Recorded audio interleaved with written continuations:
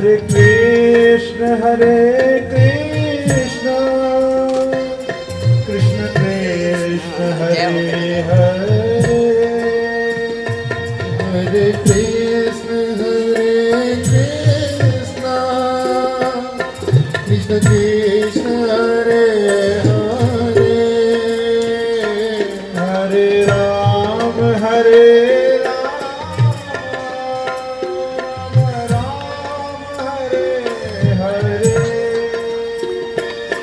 Hare Ram, Hare Ram, Ram Ram, Hare Hare, Hare Ram, Hare Ram, Ram Ram, Hare Hare, Hare Ram, Hare Ram, Ram Ram, Hare Hare.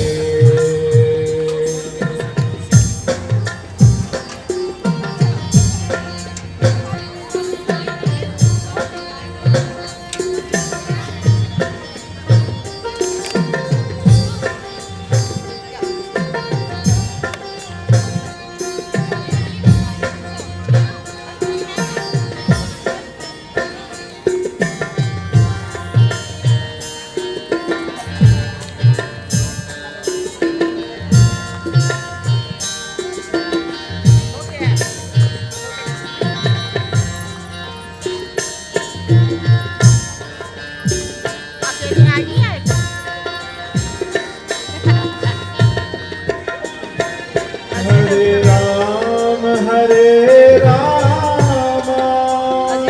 Ram Ram, Hare Hare, Hare Ram, Hare Ram, Ram Ram, Hare Hare. Hare Krishna, Krishna Krishna, Hare Hare, Hare Krishna, Krishna Krishna, Hare Hare. Hare Ram, Hare Ram, Ram Ram, Hare Hare, Hare Ram, Hare Ram, Ram Ram, Hare Hare. Hare Krishna, Krishna Krishna, Hare Hare, Hare Krishna, Krishna Krishna, Hare Hare.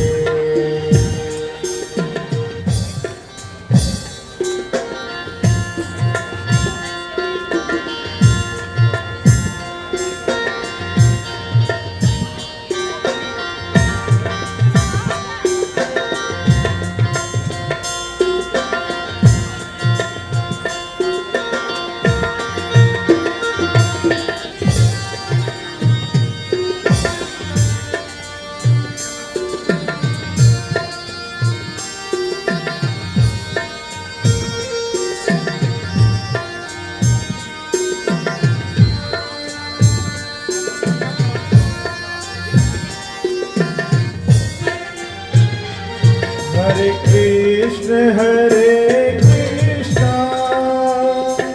Krishna Krishna, Hare Hare, Hare Krishna, Krishna Krishna, Hare Hare. Hare Ram, Hare Ram, Ram Ram, Hare Hare, Hare Ram, Hare Ram, Ram Ram, Hare Hare. Hare Krishna,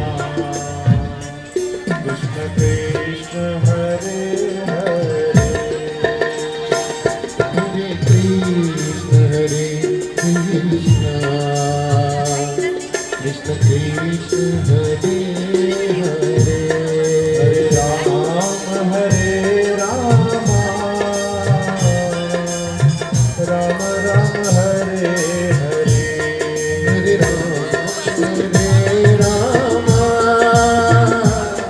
Rama Rama, Hare Hare.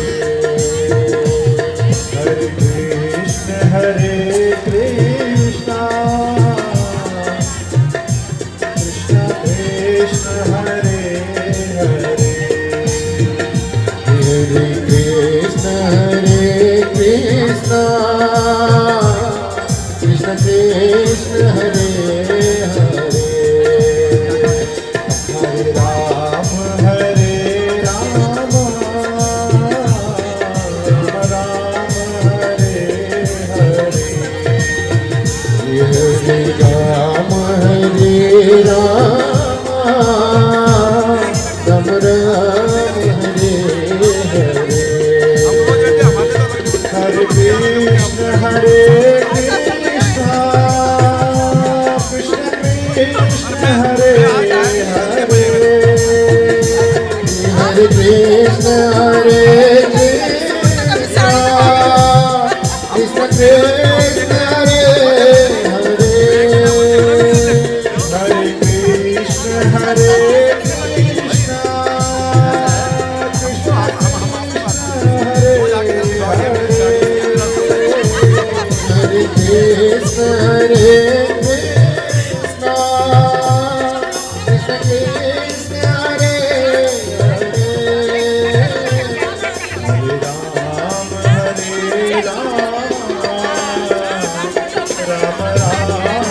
Hare Krishna,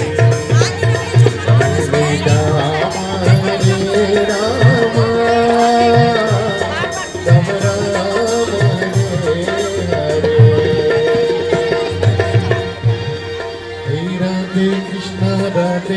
Krishna, Krishna Krishna, Radhe Radhe. Radhe Shama, Shama Shama, Radhe Radhe. Radhe Krishna, Krishna Krishna, Radhe Radhe Shyam, Radhe Shyama, Shyam Shyama, Radhe Radhe. Radhe Krishna, Krishna Krishna, Radhe Radhe. Radhe Shama, Shama Shama, Radhe Radhe. Radhe Krishna,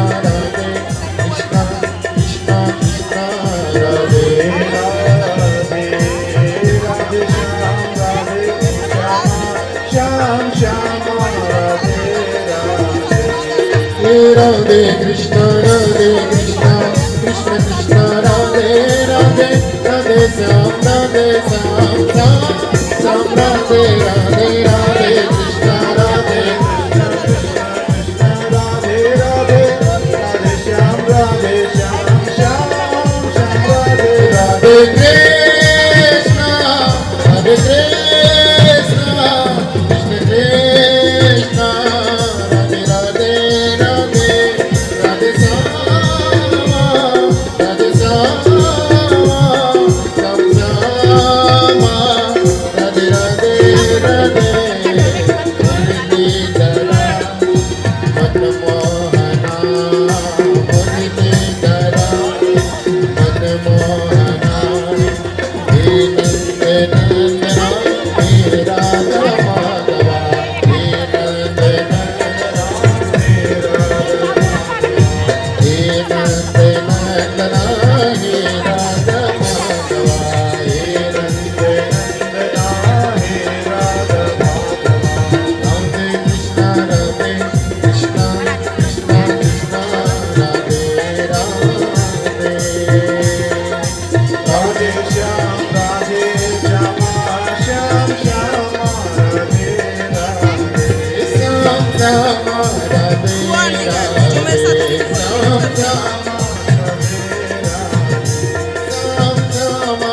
Radhe Radhe.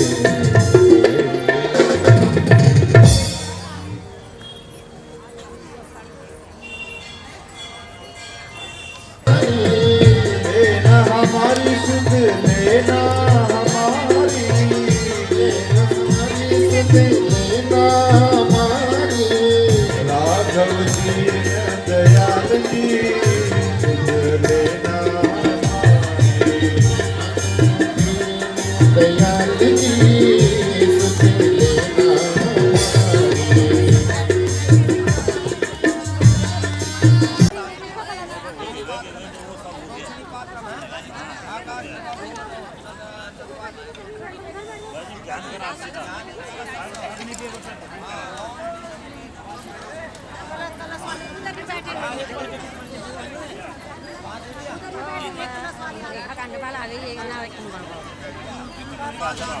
तोमरो व्याजने चैव कृत पात्रे वामके विभ्रातो सप्तद्युवां दक्षिणे चतुर्भुजः ओम हवन को संकल्प फिर संकल्प लो वही रख लो थोड़ा फूल जाओ ये फूल नीचे छोड़ो आप हाथ लगा दो बढ़िया आप हाथ लगा अमुक आद्य अमुक गोत्र से अपना गोत्र बोलो कश्यप गोत्र श्रीमान जी गुरुदल बिहार जी नाम ईश्वर हैं सकुटुंब सपरिवार सर्वारिष्ट फल प्राप्त्यर्थम अमुक यज्ञ श्रीमद् राम कथाया कर्मणा श्री सूर्यादि नवो देवताः पश्चादि देवता पंचलोकपाल देवता वासु देवता षोडश मात्र षोडश स्तंभ देवता 10 दिक्पाल प्लेट कहाँ है प्लेट या तो एक काम करो इनको दोनों दे दो एक खाली एक भरो नहीं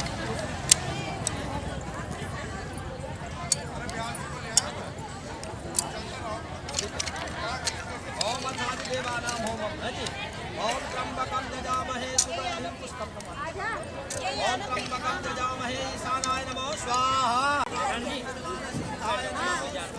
बोले भगवान बद्री विशाल की, बोले भगवान बद्री विशाल की। ये बहने भी आप लोग भी अगर बैठ जाओ थोड़ा, अगर पीछे कोई भी बहन हो, कोई भी श्रद्धालु हो जो व्यवस्था में नहीं है, अपने अपनी व्यवस्था में लोग होंगे की व्यवस्था छोड़ के बाकी सभी लोग कृपया पूज्यवर व्यास जी हमारे बीच में पधारने वाले हैं। अपना तो होने पे अच्छा हाथ लगा दो आप अपनी जी आहुति डाल लें बोले भगवान बद्री विशाल की।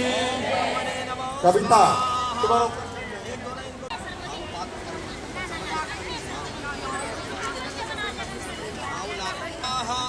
ओम इंद्रस्तोत्राय भवे नमो स्वाहा ओम अग्निदूताभ्रमदग्नये नमो स्वाहा ओम महाशूनाभ्रमदे नमो स्वाहा ओम इदं विष्णुचक्रमे त्रेधानि ददे पदं सकुण्यपादं सुदे स्वाहा प्रातारविन्दमभिदण्ड ओम नमो स्वाहा ओम आदित्यादित्राणे स्वाहा बोले भगवान बद्री विशाल की। ओम पूज्य व्यास भगवान की। अब पंचलोकपाल देवता ओम गणानान्त्वा गणपति जय श्री राम, स्वाहा जय श्री राम। स्वाहा ओम दुर्गाये स्वाहा ओम जरा नारायणे स्वाहा ओम आकाशाय नमो स्वाहा ओम यावकाशाय नमो स्वाहा अभिकृते नमो स्वाहा। अब जो है पहले संविधा आप कहाँ है सामग्री में देखना बोला है ये है ना वो रहती है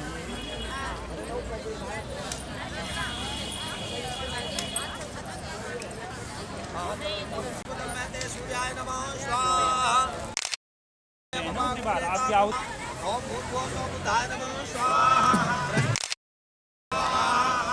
ओम अनात्मनिसुतो रसं नवलाभ्यते चलं पयो सोमवतु देवी रवि रविश्रवन्तुना सरिसरमितात् स्वाहा ओम महापुरुषये वेद ओम चलिए पूरे सूत्र हैं ओम इदं विष्णुविचक्रमयते धानि ददे समूढपुंसुरे स्वाहा विष्णवे स्वाहा ओम सर्वसीरिखा पुरुषा ततो विराट जायत विराजो अधिपूर्वा स्वाहा ओम तस्मात्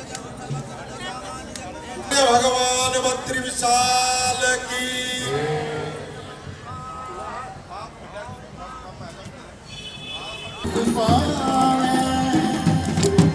राम दे भजन में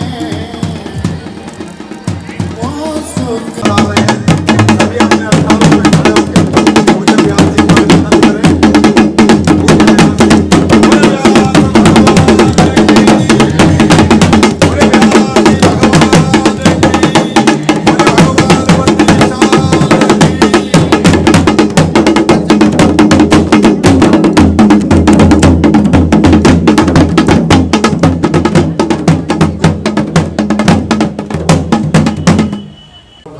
विश्ववेदा स्वस्ति नस्तारिक्षो वर्षदेवी स्वस्ति नो बृहस्पतिर्दधातु पृथिव्यां पयो कवि भूमयो दिव्यं तर्के पयो धाः पयस्पति प्रतिसः सन्तु मया मम रदाक्रमसि विष्णोः स्तो विष्णो शूरसि विष्णो ध्रुवमसि वैष्णवमसि विष्णवेत्वा अग्निर्देवता वातो देवता सूर्यो देवता चन्द्रमा देवता यशवो देवता दुर्गा देवता विद्या देवता मरुतो देवता सरस्वती देवते देवता बृहस्पति देवते इंद्रो देवता वरुणो देवता ओम शांतिरंतरिक्षं शांतिः पृथिवी शान्तिरापः शान्तिरोषधयः शान्तिः वनस्पतयः शान्तिर्देवाः शान्तिर्मा शान्तिः सर्वं शान्तिः शान्तिरेव शान्तिः सर्वा शान्तिः शान्तिर्भवतु।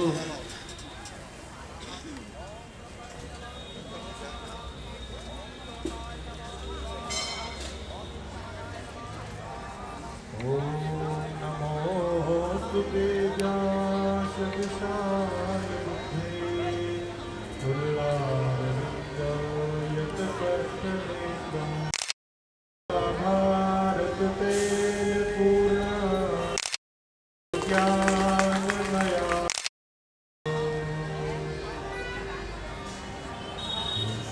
विष्णुरूपाय व्यासरूपाय विष्णवे नमो वे ब्रह्मनिधे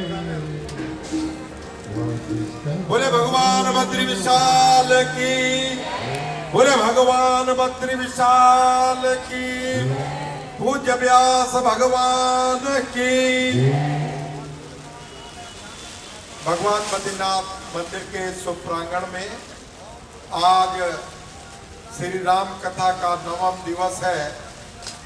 आज कथा विश्राम लेगी और बहुत कार्यक्रम आज के दिवस पर होने हैं, पर कुछ समय की कमी के कारण कुछ कार्यक्रमों को हम दूसरे दिन के लिए ले जा रहे हैं। जैसे हम सबका सम्मान करते हैं, सभी कीर्तन मंडलियों का सम्मान होता है, समिति का सम्मान होता है, तो उनका धन्यवाद होता है। इसको हम अगले दिन करेंगे, क्योंकि आज हमारे बीच में माननीय मुख्यमंत्री उत्तराखंड आदरणीय श्री पुष्कर सिंह धामी जी इस राम कथा के विश्राम में और पूर्णाहुति के लिए वो यहाँ पर पधार रहे हैं। जैसे जैसे आप हमको समय का सहयोग देंगे, उसी प्रकार हम कार्यक्रम को आगे ले जाएंगे। तो मेरी आप सभी से ये विनम्र प्रार्थना है कि थोड़ा सहयोग करें हर व्यवस्था में। अब आपके और पूज्य व्यास जी के बीच में ज़्यादा समय न लेते हुए मैं श्रीमद् भागवत समिति की ओर से पूज्य व्यास जी से विनम्र प्रार्थना कर रहा हूँ कि वे अपने श्रीमुख से इस राम कथा, जो राम कथा सबके लिए फलदायी हो, सबके लिए पुण्यदायी हो, और 22 जनवरी 2024 को जो अयोध्या में हमारे माननीय प्रधानमंत्री श्री नरेंद्र मोदी जी के द्वारा उनके कर कमलों से जो पूजन हो रहा है, भगवान श्री राम लला अपने भव्य भवन में पुनः सिंहासनारूढ़ हो रहे हैं। उस कार्यक्रम की खुशियों में, उस कार्यक्रम की प्रसन्नता में हमने प्रारंभ राम कथा से किया है। मैं आप सब लोगों को इसकी बहुत बहुत शुभकामनाएं देता हूं और यह राम कथा सभी श्रद्धालु जनों के लिए फलदायी हो। और जिस प्रकार एक सनातनी पुरुष, एक सनातनी महान व्यक्तित्व ने राम का मंदिर हम सनातनियों को दिया, जो हजारों वर्षों की हमारी प्रतीक्षा थी, उसी प्रकार अन्य भी हमारे जो धार्मिक केंद्र हैं वो हमें प्राप्त हो। और यह एक ही व्यक्ति दे सकते हैं जिनका नाम नरेंद्र दामोदर दास मोदी जी है। हम उनको भी इस व्यास मंच से प्रणाम भेजते हैं। पुनः व्यास जी के श्री चरणों में प्रणाम करते हुए ये प्रार्थना कर रहा हूँ कि वो अब हमको कथा का श्रवण कराएं। पूज्य डॉक्टर गीताराम त्रिपाठी।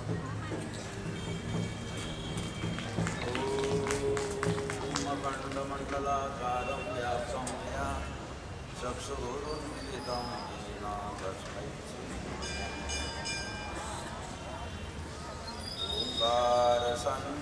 ओंकारसन्निभनिभाननाथं कारुण्यरूपं करुणाकरं तं श्रीरामचन्द्रं शरणं प्रपद्ये। उल्लङ्घ्य सिन्धो सलिलं यः शोकवह्निं जनकात्मजायी आदाय तेनैव ददाहलङ्कां नमामि तं प्राञ्जलिराञ्जनेयं वन्दे विदेहतनया पदपुण्डरीकम् शौर्यसौरभसमाहितं योगिचित्तं सन्मानि अन्तं त्रिपापमंसं मुनिहंससेव्यं सन्मानि सालिपरिपीतपरागपुञ्जं रामं रामानुजं सीतां भरतं भरतानुजं सुग्रीवं वायुसूनुं च प्रणमामि पुनः पुनः। बोलो श्री राम जय राम जय जय राम। बोलो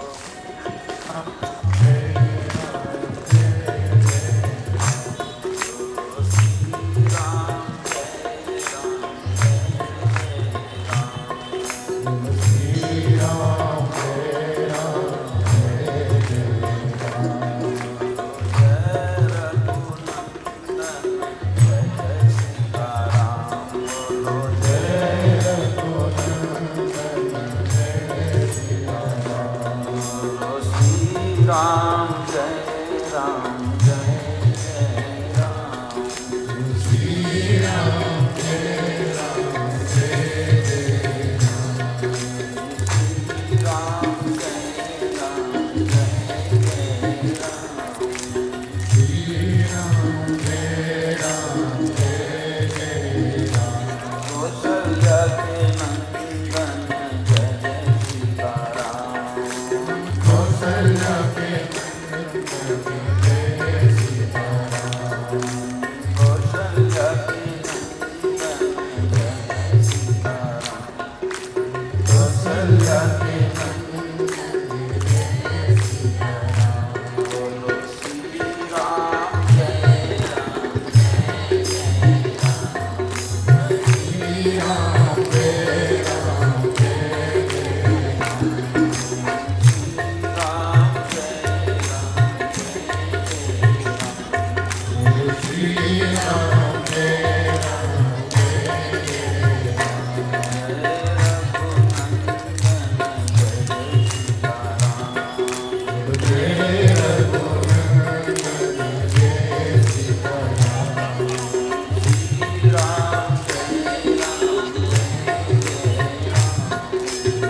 Jai Ram, Jai Ram,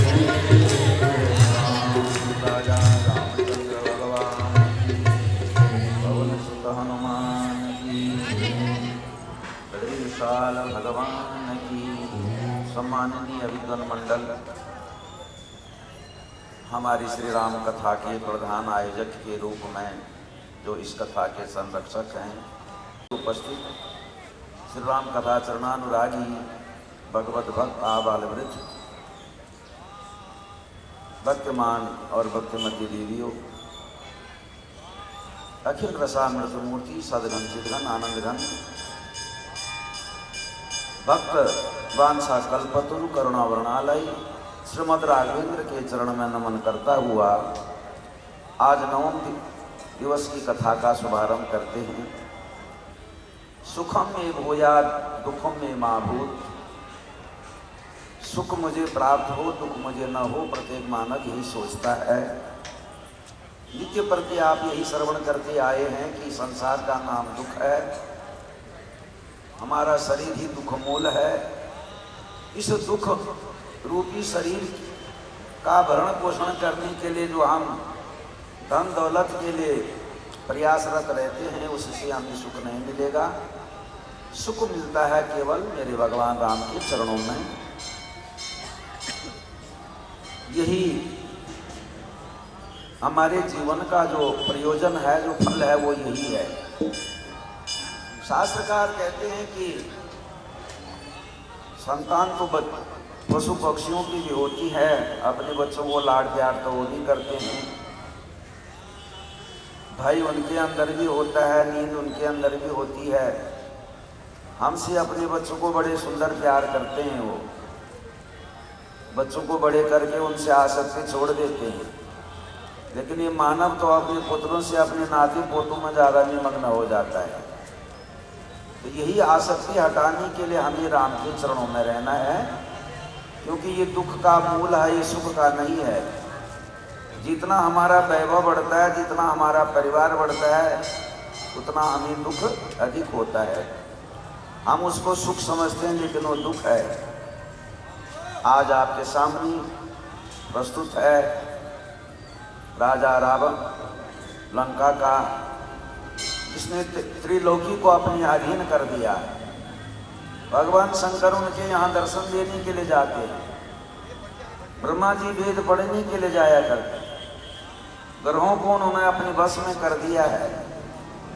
लेकिन अभी मेरे भगवान राम के द्वारा उनका वध हो जाता है।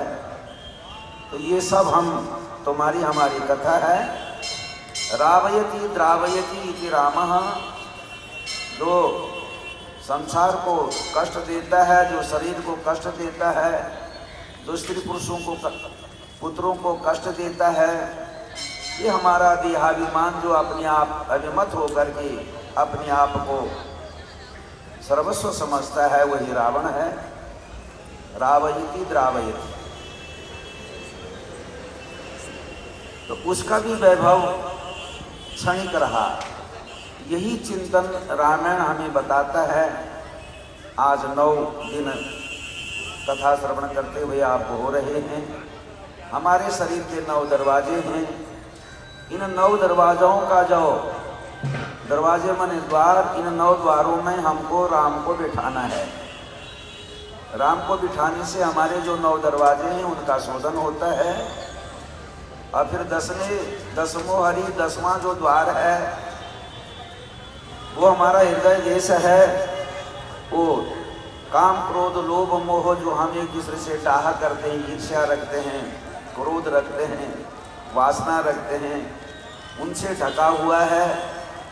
इसलिए हृदय में रहने वाले राम को हम देख नहीं पाते हैं। जब 9 दिन तक कथा का श्रवण होकर के हमारे 9 दरवाजों का शोधन हो जाता है, तो हम राममय बन जाते हैं। यही रामायण की कथा का प्रयोजन है। किष्किंधा कांड का पावन प्रसंग मैंने कल आपको सुनाया था। सुग्रीव ने चारों दिशाओं में बंदरों को जानकी माँ का अन्वेषण करने के लिए, खोज के लिए भेजा। जब कहीं प्राप्त नहीं हुआ तो सब एकत्र होकर के मधुवन के पास आए। अंगद बैठ करके रोने लगा। सुग्रीव ने कहा कि अगर 1 महीने में जानकी का पता न लगे तो मैं सबका वध कर दूंगा। तो अंगद हनुमान इत्यादि सब रोते रोते किष्किंधा के एक वन में गए। वहां उनको एक गुफा दिखी। वो गुफा के अंदर उनको एक सुंदर तेज स्वरूपिणी एक स्त्री दिखी। यहाँ रामायण में उसका नाम नहीं है, लेकिन वाल्मीकि रामायण में उसका नाम है स्वयं प्रभा। उन्होंने देखा कि इन बंदरों को भूख लगी या प्यास लगी है, तो उस वन के फल को कोई खा नहीं सकता था। उसका नाम था हेम, नाम का बगीचा हेमा। उस स्वयं प्रभा ने बंदरों को पानी पिलाया, फल खिलाया और सीधा समुद्र का मार्ग बताया। आप समुद्र में चले जाओ, यहाँ से उसकी दूरी 100 योजन है और मैं भगवान राम को प्राप्त करने जा रही हूँ। इतना कह करके उनको रास्ता बता गई। सारे के सारे अंगद हनुमान इत्यादि सब जाने को तैयार हुए। अंगद बैठ गया। अंगद कहने लगा, मुझसे बढ़िया तो, हमसे बढ़िया तो जटायु जी थे, जिनको भगवान का दर्शन हो करके अपनी सदगति प्राप्त करी। क्योंकि जानकी जी का तो पता लग नहीं रहा है, शरीर हमको रखना नहीं है।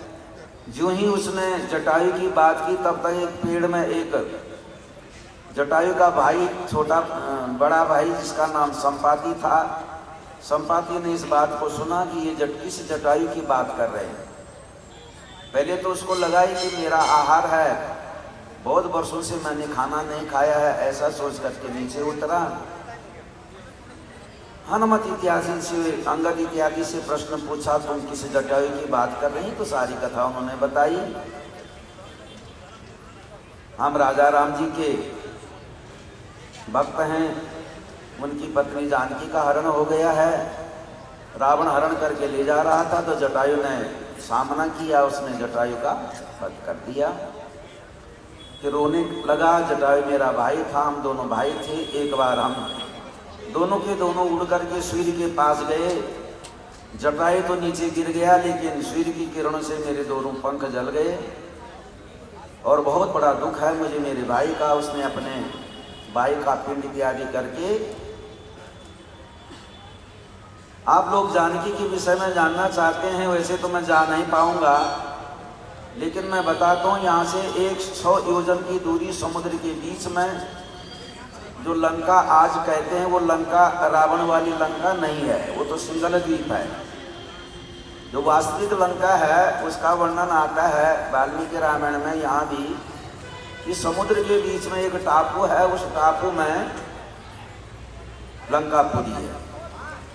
मैं अपनी दिव्य दृष्टि से देख रहा हूँ, तुम लोग वहां जाना। अशोक वाटिका में रावण ने जानकी को रखा है।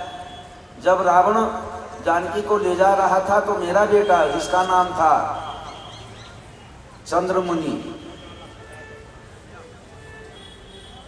वो मेरे लिए मांस लेने के लिए, खाना लेने के लिए जाता था। एक बार जब वो समुद्र में गया, उस समय जानकी को ले जा रहा था वो रावण।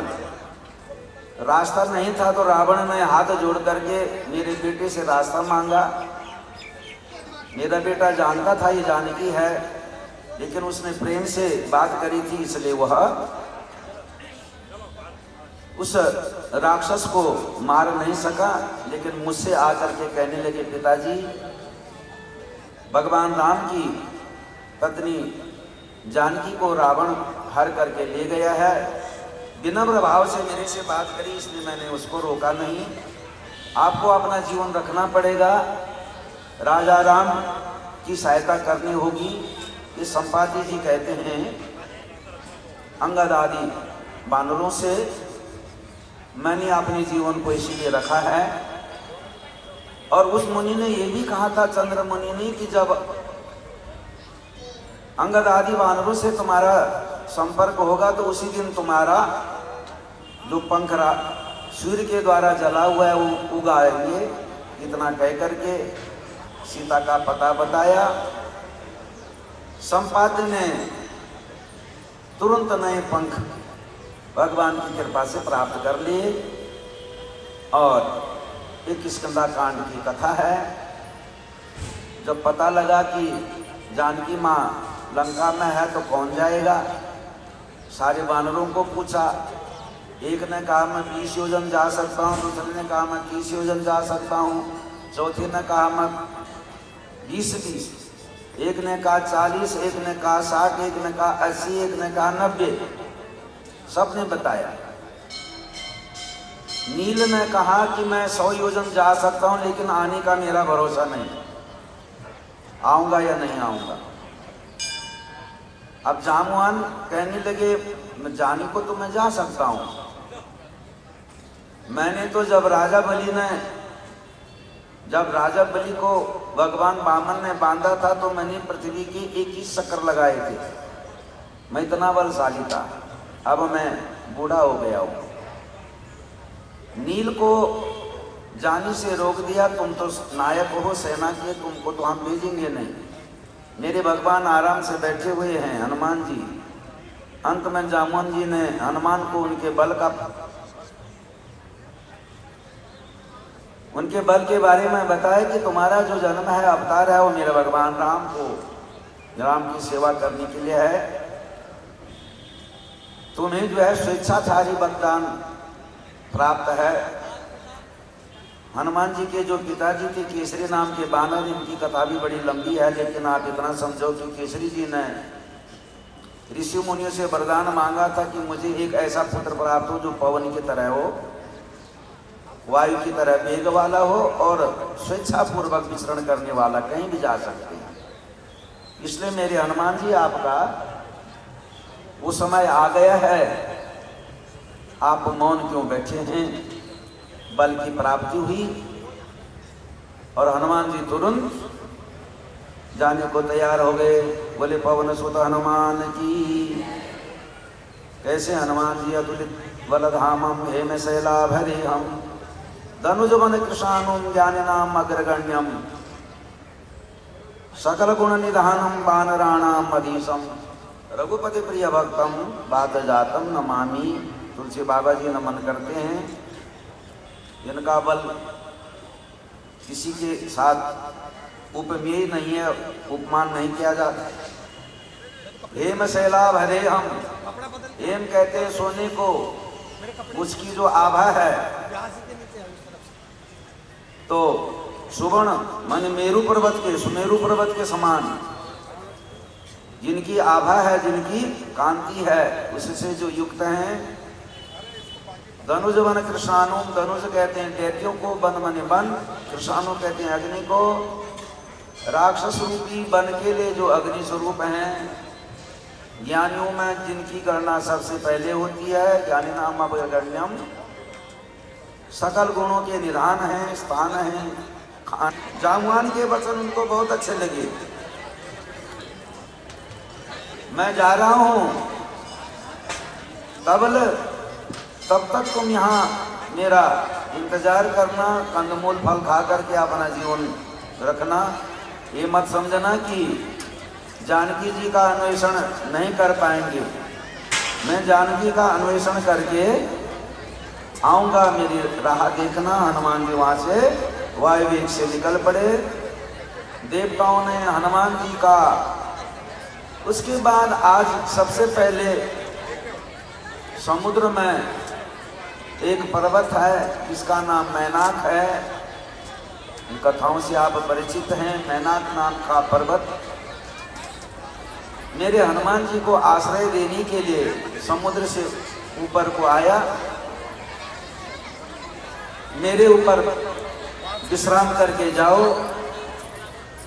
मैनाक से हनुमान जी ने कहा मुझे किसी का आश्रय नहीं लेना है, बड़ी कृपा है आपकी, आप मुझे विश्राम के लिए कहते हैं। तो मैनाक का स्पर्श करके निकल पड़े। आगे जब जाते हैं तो देवताओं को लगा कि ये भगवान का कार्य कर पाएगा कि नहीं। उन्होंने नागों की जो माता सुरसा है, उस सुरसा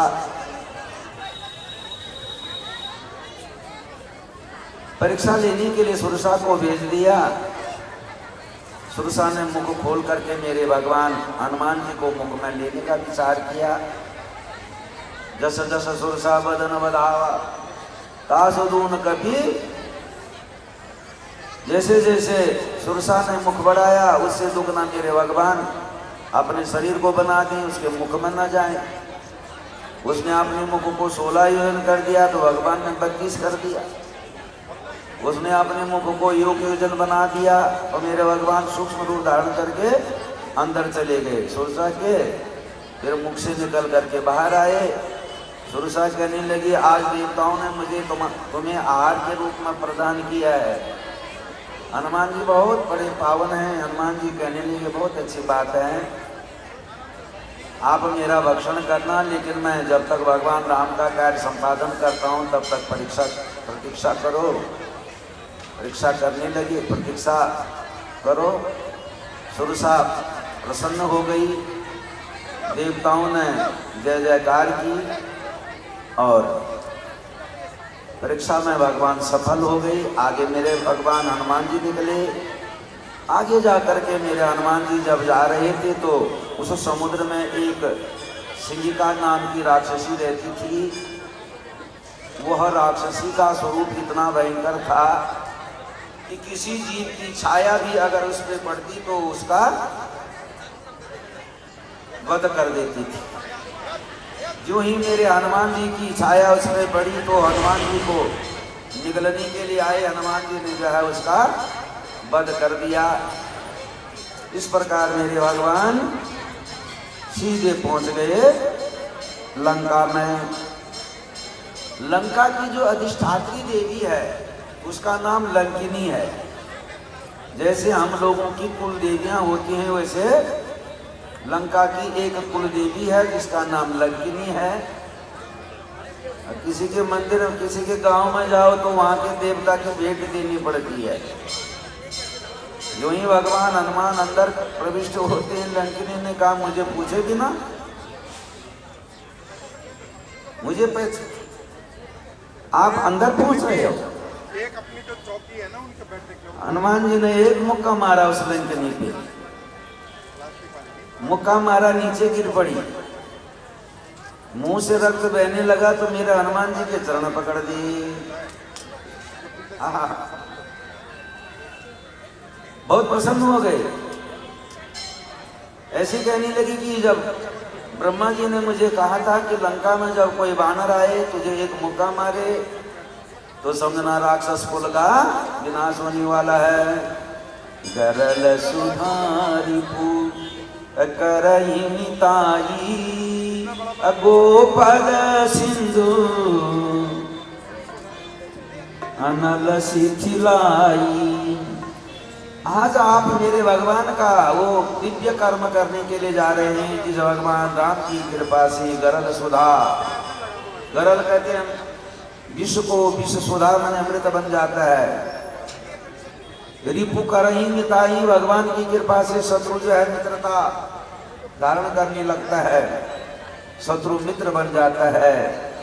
गोपद सिंधु, सिंधु मन समुद्र इतना छोटा हो जाता है गाय के पैर के चिन्ह के बराबर।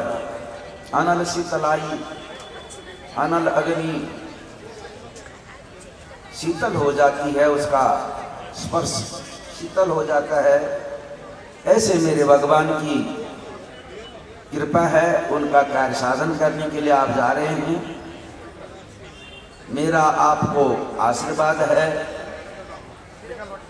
लंकिनी ने वो जाने दिया, हनुमान जी गए। एक बात बताऊं कि यहाँ सबसे पहले मेरे हनुमान जी रावण के महल में जाते हैं। कैसे जाएंगे तो भगवान हनुमान ने सूक्ष्म रूप धारण किया, सारी जगह जानकी जी को देखा। एक जगह पे रावण के महल में मंदोदरी को देखा। ऐसा वाल्मीकि रामायण में आता है, ऐसी बैठी है, गिटार रखा है, गिटार के ऊपर उसने अपना हाथ रखा है। मेरे हनुमान जी को पता लगा कि हो सकता है जानकी को उसने अपने महल में रखा हो, अलग रहती हो, वेदनाग्रस्त हो, इसलिए एक बार उसने मंदोदरी को सीता समझ लिया था, उनके पास गया हनुमान जी। अभिव्यक्ति हो गई ये है नहीं, ऐसा जानकी ऐसी हो नहीं सकती है, उसका भी ऐसा हो नहीं सकता है। और उसके बाद वो सीधा अशोक वाटिका में चले गए। ऐसा आता है वाल्मीकि रामायण में। विभीषण जी के साथ वाल्मीकि रामायण में हनुमान जी का संपर्क ही नहीं हुआ है, अगर आप पढ़ोगे तो। इधर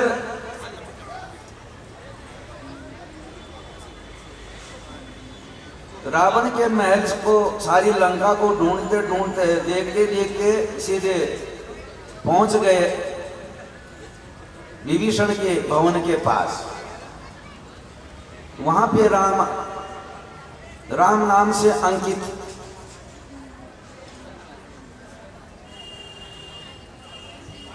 ऐसा सुंदर भवन दे करके राम नामांकित गृह, जिनका वर्णन हम कर नहीं सकते हैं। तुरंत हनुमान जी के मुख से निकला, यहाँ भगवान के नाम से अंकित जो गृह है, तुलसी का गमला है, तुलसी के पेड़ हैं। तो लंका लंका निशिचर निकर निवासा, यहाँ कहाँ जन करवासा।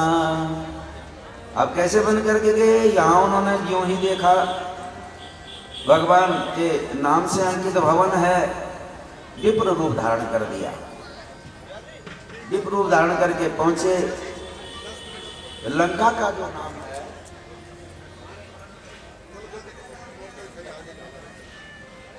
लंका का जो नाम है वो निशिचर निवास है।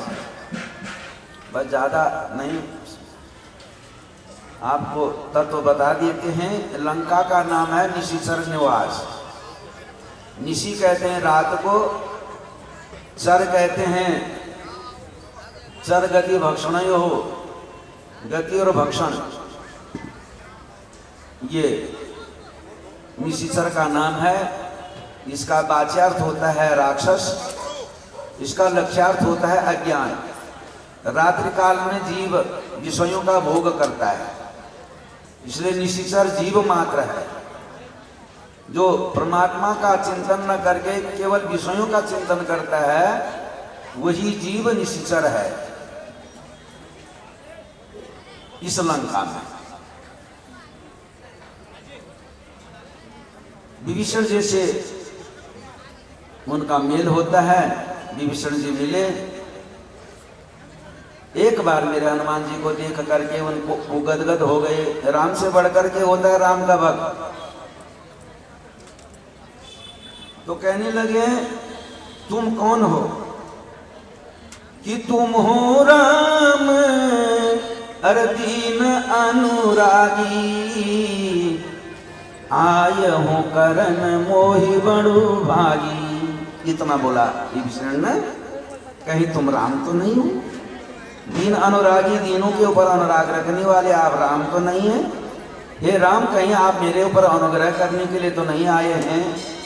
इतना जो ही कहा, हनुमान जी प्रकट हो गए। हनुमान जी ने सारी बात विभीषण जी को बताई। मैं जानकी का पता लगाने के लिए आया हूँ। विभीषण ने जानकी का पता बता दिया। जानकी जी अशोक वाटिका में हैं। और तुरंत हनुमान जी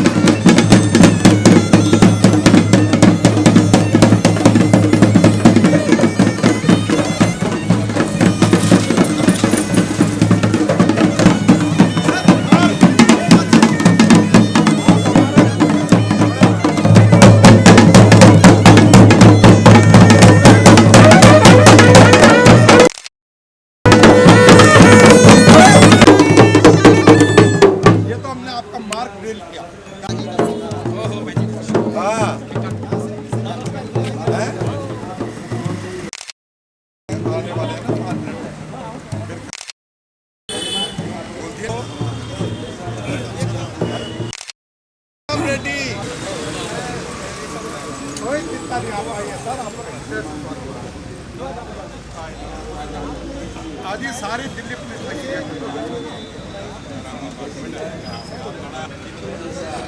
ये आप ये रणसिंघिया ये दोनों दोनों बच्चे ये आप आगे चलेंगे खाली है ना ये तो बहुत देर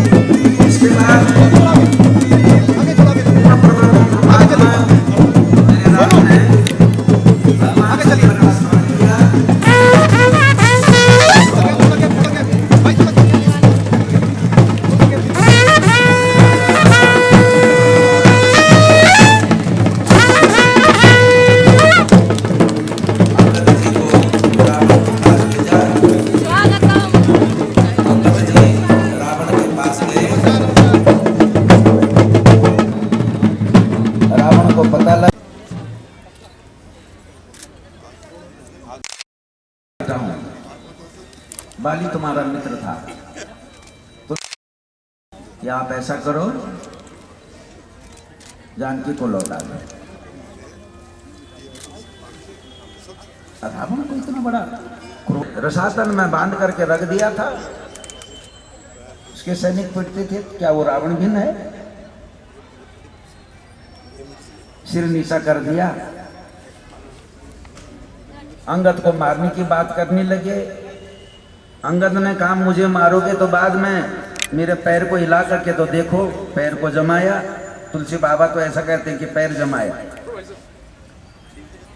लेकिन वाल्मीकि जी कहते हैं कि अंगद जी सीधे ऊपर गए, महल से ऊपर, और सारे लंका को ऐसा हिला दिया कि रावण का जो मुकुट था वो नीचे गिर गया और वो सीधे मेरे भगवान राम के पैरों पे पहुंचा। भगवान राम जान गए।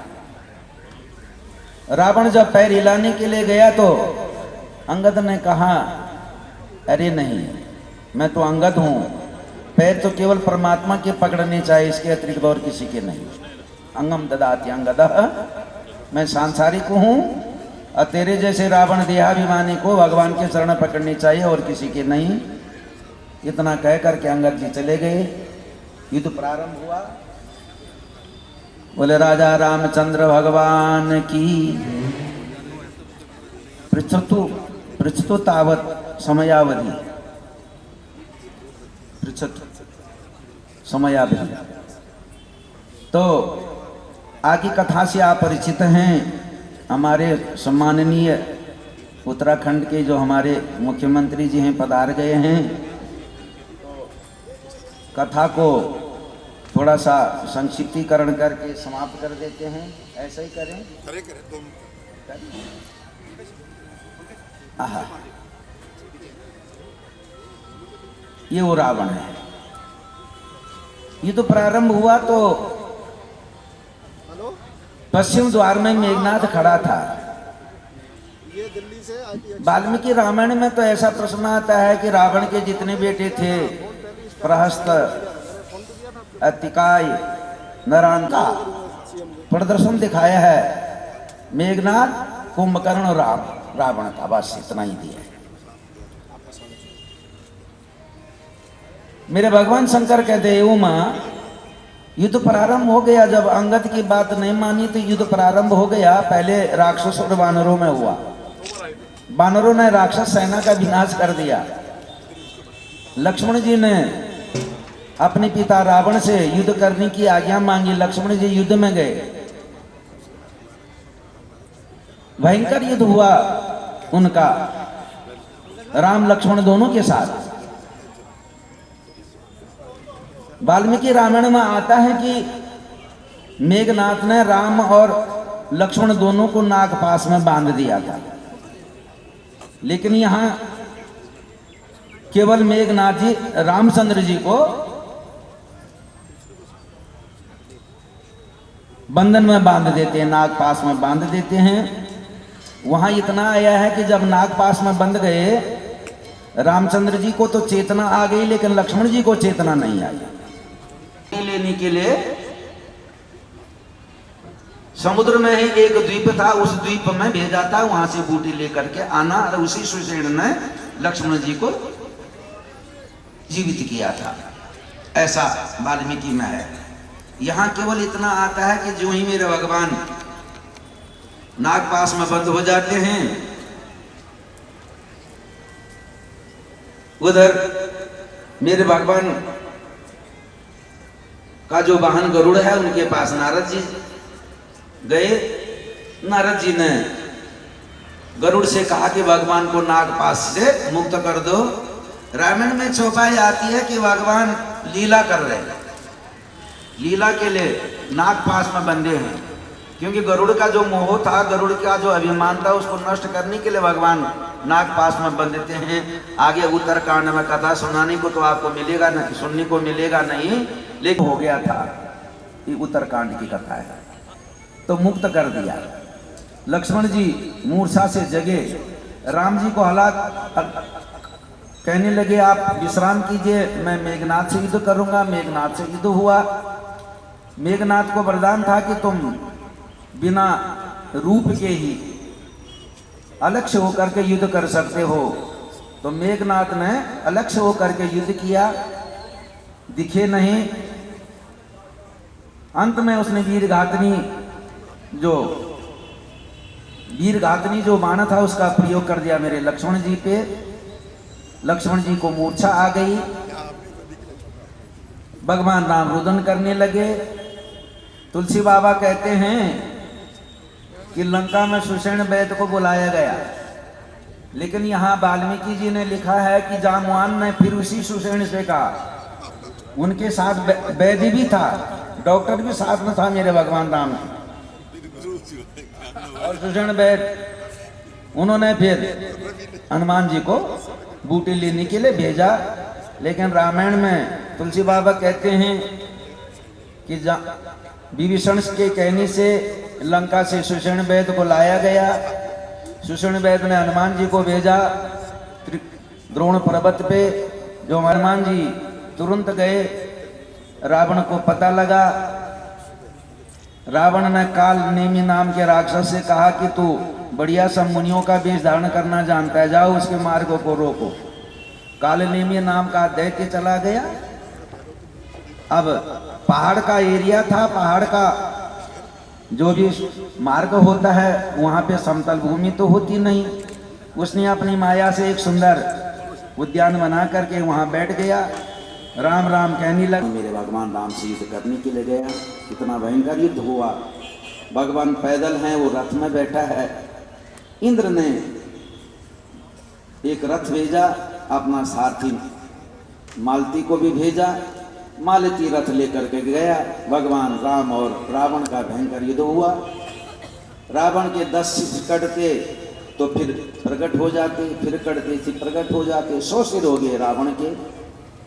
आखिर में विभीषण ने कहा कि इनके नाभि में अमृत है, अमृत का कुंड जब तक नहीं सूखेगा तो ये मरेगा नहीं। भगवान ने पहले बाण मार करके उसके नाभि का अमृत कुंड को सोखा, फिर ब्रह्मास्त्र के द्वारा रावण का वध कर दिया। बोले राजा रामचंद्र भगवान की। यहाँ तो ऐसा लिखा है, लेकिन अध्यात्म और वाल्मीकि रामायण में तो भगवान ने केवल ब्रह्मास्त्र से रावण का वध किया। रानियां रोने के लिए आई, सांत्वना दी। विभीषण ने और एक संस्कार किया, और जामवान हनुमान इत्यादि ने विभीषण का अभिषेक किया। जानकी जी को अशोक वाटिका से लाया गया। राम जी ने सम्मान नहीं किया। राम जी ने पहले परीक्षा लेने की बात करी। लक्ष्मण जी ने अग्नि जलाई, उसमें प्रविष्ट हो गई। जो उसका छाया रूप था वो अग्नि ने ले लिया, और जो उनका प्रत्यक्ष रूप था वो प्रकट हो गई। जो जानकी जी थी वास्तविक जानकी प्रकट हो गई।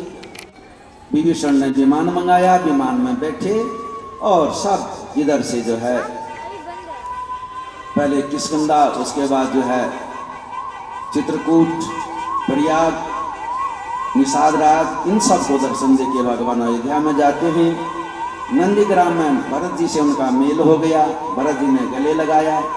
सारे अयोध्यावासी मेरे भगवान राम को, ऐसा लिखते हैं कि भगवान इतने अयोध्यावासी थे, अयोध्यावासियों को भगवान कैसे दर्शन देते, तो जितने अयोध्यावासी थे उतने ही भगवान राम बन गए, और उतने रूप धारण करके उन्होंने प्रत्येक अयोध्यावासियों को गले लगाया, माताओं को गले लगाया। वशिष्ठ जी ने उनका राज्याभिषेक किया, और राजा राम जी 11,000 वर्ष तक उन्होंने राज किया। वनवास के अतिरिक्त 11,000 वर्ष तक उन्होंने राज किया, और उनके कुश और लव 2 बेटे हुए। इतना ही तुलसी बाबा ने लिखा है। बाकी जो कुश और लव की कथा है वो वाल्मीकि रामायण में है। तुलसी बाबा भगवान का और जानकी का विरह नहीं सह सकते थे, इसलिए तुलसी जी कहते हैं कि जो वाल्मीकि रामायण का उत्तरकांड है वो प्रक्षिप्त है। तो रामराज की जब स्थापना हुई तो सब कहते हैं त्रिलोकी प्रसन्न रहा करता था, इसकी प्रशंसा है। लंका कांड की समाप्ति ही उत्तरकांड में जो है गरुड़ जी काकभूषणी से विदा लेते हैं। भगवान शंकर उमा से कहते हैं, उमा मैंने जो कथा सुनी थी मानसरोवर में रह करके, वो मैंने तुझे आपको सुना दी। इसलिए राम पूर्णतम परब्रह्म परमात्मा हैं, निर्गुण निराकार हैं। लीला के लिए उन्होंने अपना स्वरूप धारण किया था। बोले राजा रामचंद्र भगवान की। अब जल्दी जल्दी कई बार भूख लगती है तो फटाफट खाता आदमी, पेट तो भर ही जाता है। इसलिए हमने भी जल्दी जल्दी आपको समय अभाव से सारा वो बता दिया, और इस प्रकार ये राम कथा आज संपन्न होती है। अब जिसको मन से मिल जाता है वो सोचता है कि स्थानम प्रधानम न बल प्रधानम, स्थान की प्रधानता होता है तो बड़े बड़ों को भी कुछ नहीं समझता है। तो ये दृष्टता तो हमसे थोड़ी हो गई है माननीय जुयाल जी, और हमारे उत्तराखंड के सिरमौर माननीय सम्माननीय आदरणीय हमारे उत्तराखंड के मुकुट आपके सामने विराजमान हैं। हमें बहुत हर्ष है, और हमारा उत्तराखंड उत्तरोत्तर वृद्धि को प्राप्त हो रहा है। 18 वर्ष से लगातार आप हमारे माननीय जुयाल जी के संरक्षकत्व में इतना पावन हमारी संस्कृति और हमारे राम राज्य को स्थापित करने के लिए दृढ़ प्रतिज्ञ हैं, श्रद्धा लेकर के। तो कथा की समाप्ति में मैं थोड़ा सा ये कहना चाहता हूँ कि वैसे तो संरक्षक हैं, लेकिन हम दोनों के दोनों मित्रवत हैं, और मैं आया भी इनकी मित्रता के कारण हूँ। बाकी हम तो दूसरे ढंग के कथाकार हैं। पिछले वर्ष भी बुलाया था इनके प्रेम से। आज अब हमारे माननीय मुख्यमंत्री जी भी बैठे हैं, तो हम चाहते हैं एक बार हमारे जुयाल जी को, चाहे सेंटर में चाहे हमारे उत्तराखंड में, थोड़ा पदासीन अगर हो जाए। नहीं, यहाँ तो वैसे हो रखे हैं, लेकिन अब नेताजी हैं तो आप अभी यहाँ तो परमार्थिक नेता है ना। नेता शब्द का अर्थ होता है माननीय मुख्यमंत्री जी न्यायो नेता, नेता शब्द भगवान विष्णु के लिए आया है। विष्णु सहस्रनाम में उत्तरो गोप्त त्रिगोप्ता न्यायो नया, नेता कहते हैं भगवान विष्णु को, जो इस जीव को भगवान अपने पास ले जाए उसका नाम है नेता। अब जब इस संसार में आए तो हमको भी तो इस संसार में अपने घर गृहस्थी में ले जाने के लिए भी तो एक नेता की जरूरत पड़ रही है। तो तुमको अच्छा सत्संग सुना रहे हैं, वो कर रहे हैं, तो हम सोचते हैं तो सेंटर में बैठ जाएं, राजभवन में, लोकसभा में। तो उसके लिए भी तो जैसे मेरे भगवान को बानरों की जरूरत पड़ी, भक्त के बिना तो भगवान का अस्तित्व नहीं है ना।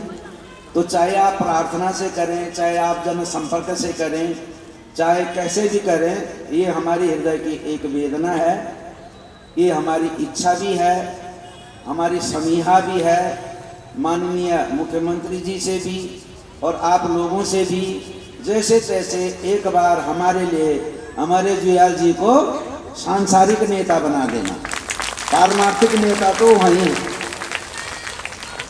बोले राजा रामचंद्र भगवान की।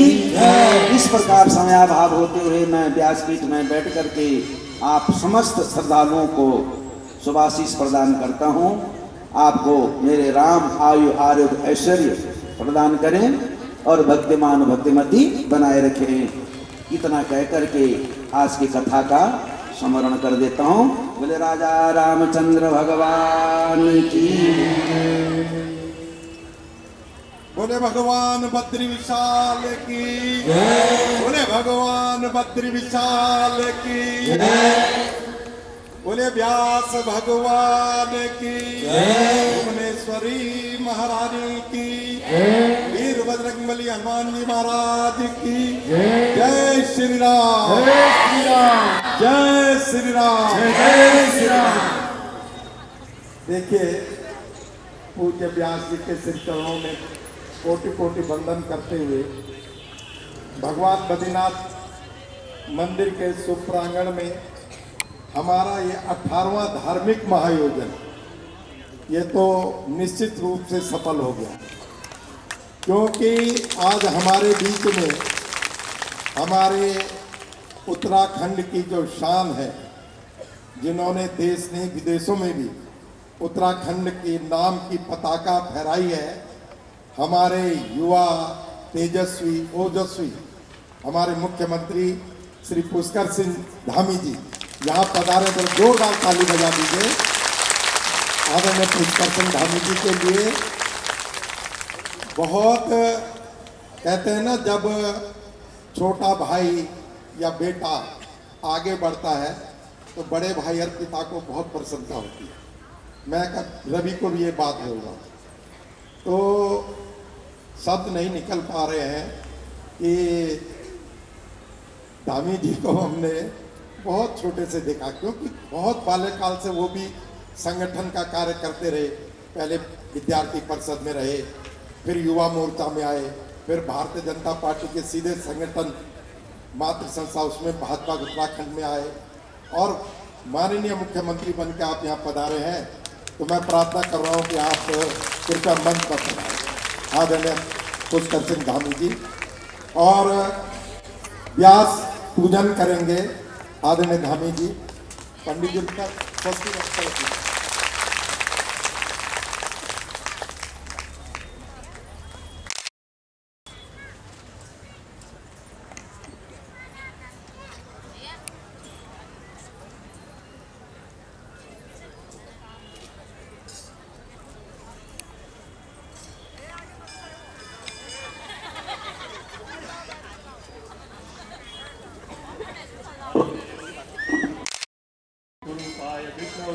नमो वे ब्रह्मनिधये वासिष्ठाय नमो नमः। गुरुर्ब्रह्मा गुरुर्विष्णु गुरुदेवो महेश्वर गुरु साक्षात् परब्रह्म तस्मै श्री गुरवे नमः। ओम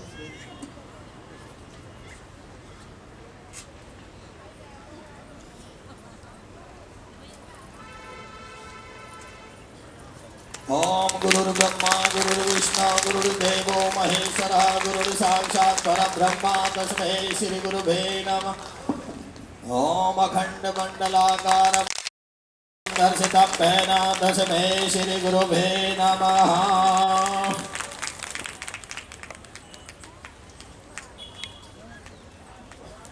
हरे ओम स्वस्ति इंद्रो सर्वाः स्वस्ति नः पूषा विश्ववेदाः स्वस्ति स्वस्ति नस्तारिक्षो अरिष्टनेमिः स्वस्ति नो बृहस्पतिर्दधातु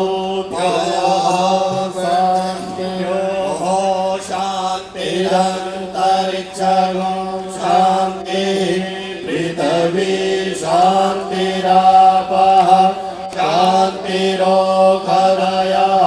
शान्तिः वनस्पतयः शान्तिर्विश्वे देवाः शान्ति ब्रह्म शान्तिः सर्वगुण शान्तिः शान्तिरेव शान्तिः क्षमा शान्तिरेधि शान्तिः शान्तिर्भवतु। बोले भगवान बद्री विशाल की जय। बोले भगवान बद्री विशाल की जय। अब स्वास्थ्य वाचन के बाद हमारे पहाड़ की यही तो बेटा है वाद्य यंत्रों से बुनियादी 2 मिनट जोरदार माननीय मुख्यमंत्री जी का अभिनंदन।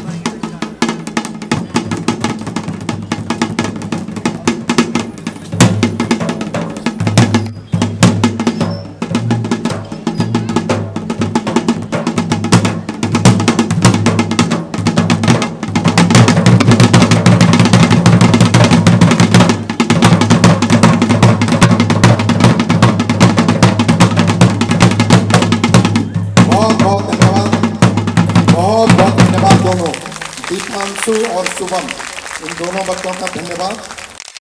अभी यहाँ पे संगीता देवी जी और सोहनलाल जी बैठे हैं। अपने पुत्रों को जो ये शिक्षा दी है, लोक कला संस्कृति को बचाने के लिए आप पुण्य काम कर रहे हैं और इससे अन्य लोगों को भी इसकी प्रेरणा लेनी चाहिए। अब स्वागत कार्यक्रम में मैं निवेदन कर रहा हूँ मंदिर समिति के अध्यक्ष ढोंडियाल जी से कि वो आए और माननीय मुख्यमंत्री जी का अभिनंदन करें पुष्पमाला से। श्रीमान ढोंडियाल जी।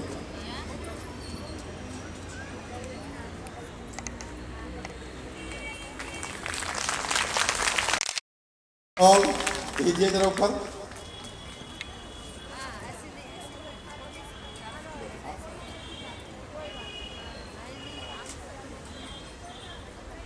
ये शॉल मैं 31 कीर्तन मंडलों ने इसमें हिस्सा लिया है, उनकी ओर से, हिमनद महिला संघ की ओर से और श्रीमद् भागवत समिति की ओर से और आप सब श्रद्धालु जनों की ओर से अपने उत्तराखंड के यशस्वी मुख्यमंत्री जी का ये शॉल सादर सादर भेंट कर उनका अभिनंदन करो।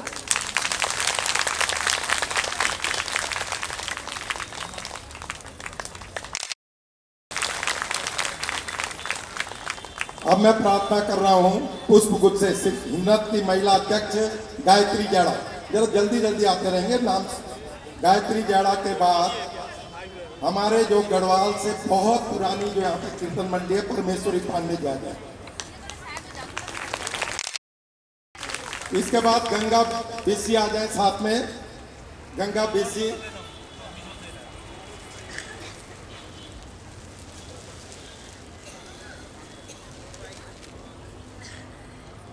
गंगा बेसी,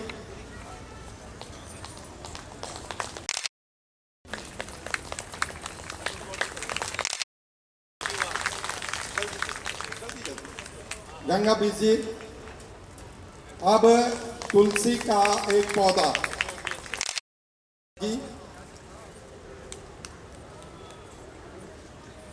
और एक सत्या जोशी जी।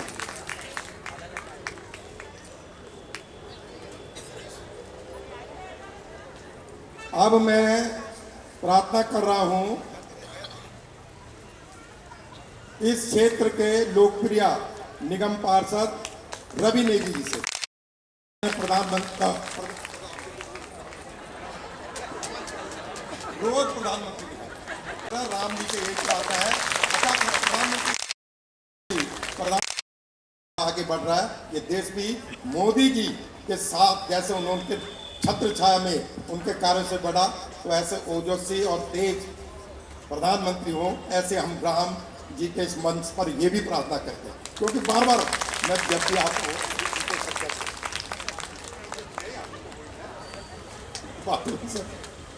अब मैं प्रार्थना कर रहा हूं श्री मनीष डंडरियाल से कि वो जल्द आ जाए। राम जी का एक दरबार, राम जी का कार्य है, तो मनीष डंडरियाल जी आ जाए।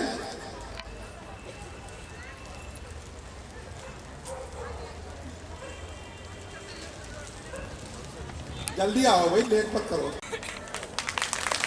जल्दी। जो नाम आप अशोक कालाजी और उमेश सिंह नेगी जी, राम जी का दरबार, श्री दीपक डंडाल जी एक रामचरितमानस भेंट करेंगे।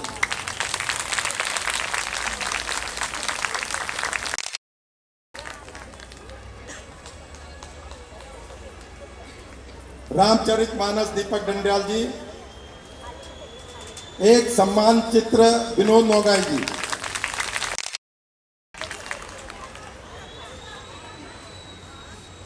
आशीर्वाद देने के लिए मैं प्रार्थना कर रहा हूं बहन जानकी जोशी जी से कि वो एक भगवान की पीताम्बर वस्त्र से आशीर्वाद देंगी हमारी बड़ी बहन जानकी जोशी जी, माननीय मुख्यमंत्री जी।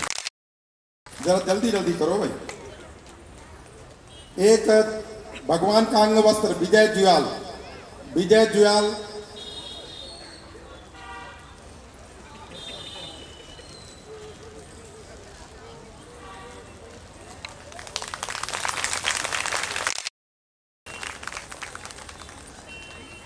अब जल्दी से आ जाएंगे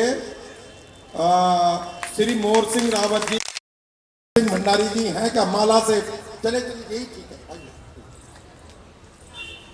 श्री शैलेंद्र जैन जी, जो प्रसाद है हमारा इस राम कथा का, वो प्रसाद सिंह।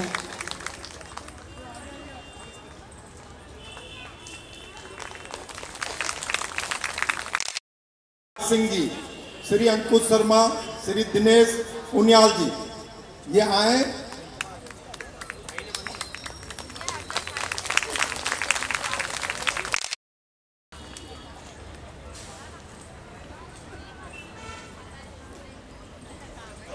है हमारा एक मित्र श्री श्री अभिषेक पांडे जी।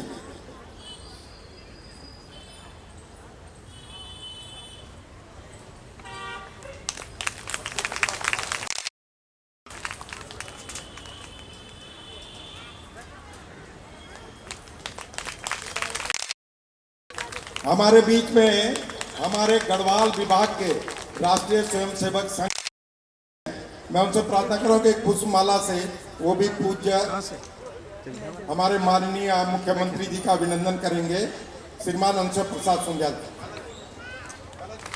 अब मैं हिम्मत की बहनों से प्रार्थना कर रहा हूं कि वो आए, एक एक मुख्यमंत्री जी के हिम्मत की बहनें जल्दी आए।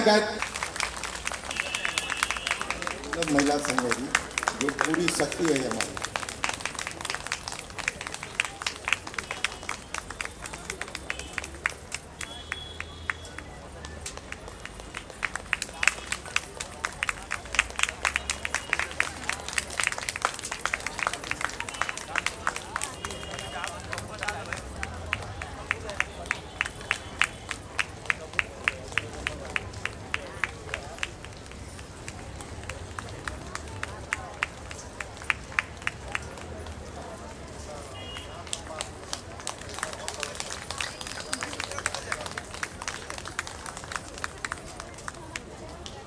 बहुत बहुत धन्यवाद। जरा जोरदार ताली बजाइए एक बार, जोरदार ताली इसलिए कि 22 जनवरी को 2024 माननीय प्रधानमंत्री जी के कर कमलों से अयोध्या में हमारे रामलला, जिसकी प्रतीक्षा हम कई सैकड़ों वर्षों से कर रहे थे, वो पुनः सिंहासन आरूढ़ हो रहे हैं। और जो राम जी का भव्य मंदिर वहां पर स्थापित हुआ, जब हमारे माननीय मुख्यमंत्री जी छोटे थे, बाल रूप में, तो उनका अथक योगदान विद्यार्थी परिषद के जा रहे, उस समय आप विद्यार्थी परिषद में थे, तो एक बड़ा योगदान उत्तराखंड के सभी विद्यार्थी परिषद के लोगों के साथ उस आंदोलन में रहा। मैं ज़्यादा समय नहीं लूँगा क्योंकि आगे भी और कार्यक्रम है। तो मैं माननीय मुख्यमंत्री जी से प्रार्थना कर रहा हूँ कि वो हम सबको यहाँ पर, माननीय मुख्यमंत्री जी, पूरा भारत है हमारा, इस संस्था से सभी लोग जुड़े हैं। एक छोटा सा रह गया प्लीज सर, हमारे राणा जी एक माला से, राणा जी आइए, अर्जुन जरा एक माला दीजिए, वही छूट गया तो क्षमा। बहुत बहुत धन्यवाद, बहुत बहुत धन्यवाद आप सबका। फिर एक बार ताली जरा जोर से बजाइए। देखिए उत्तराखंड का जितना सुंदर उत्तराखंड है, जितना प्यारा उत्तराखंड है, उतना ही हमारे माननीय मुख्यमंत्री जी है। मैं उनसे प्रार्थना करूंगा कि हम सबका अपने ओर से राम जी को प्रणाम करते हुए, पूज्य व्यास जी को प्रणाम करते हुए, और हम सबके सामने उद्बोधन करें आधे मिनट में।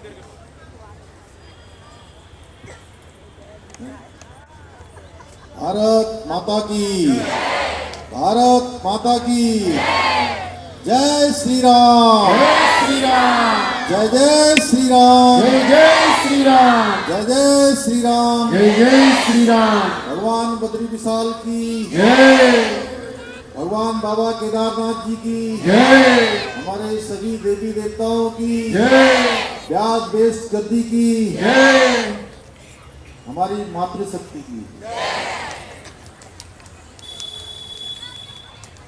भगवान बद्री विशाल के प्रांगण में 18वां धार्मिक महासम्मेलन श्री राम कथा के सुंदर आयोजन में हमारे वेद व्यासपीठ पर विराजमान पूज्य डॉक्टर गीताराम त्रिपाठी जी, पूज्य आचार्य जी, हमारे इस पूरे कथा के और ऐसे 18 महासम्मेलन धार्मिक जिन्होंने आयोजित किए, और मैं कहूँ कि एक लंबा कालखंड जिनका सामाजिक राजनीतिक क्षेत्र में लगा है। और मैं तो बहुत छोटा था तब से मैं भाई साहब को देखता रहा हूँ। अनेकों अनेक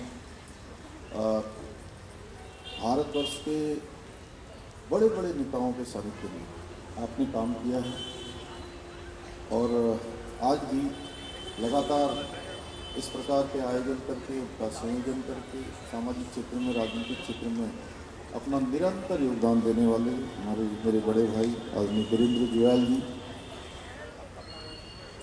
श्री BL ढंडियाल जी, यहाँ के इस निगम के पार्षद भाई रवि नेगी जी,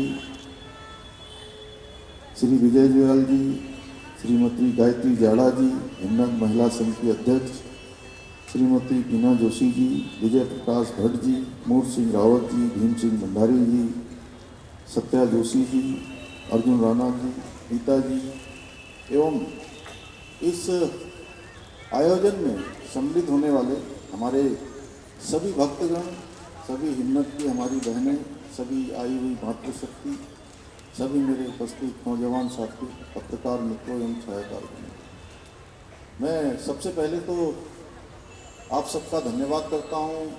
वीरेंद्र भाई साहब का बहुत आभारी हूँ कि उन्होंने मुझे इतने सुंदर राम कार्य में सहभागी होने का अवसर प्रदान किया। आपने मेरा जोर शोर से इतना स्वागत किया, बड़े आशीर्वाद दिया। मैं भी आपको दोनों हाथ जोड़कर सर झुकाकर प्रणाम करता हूँ, नमन करता हूँ।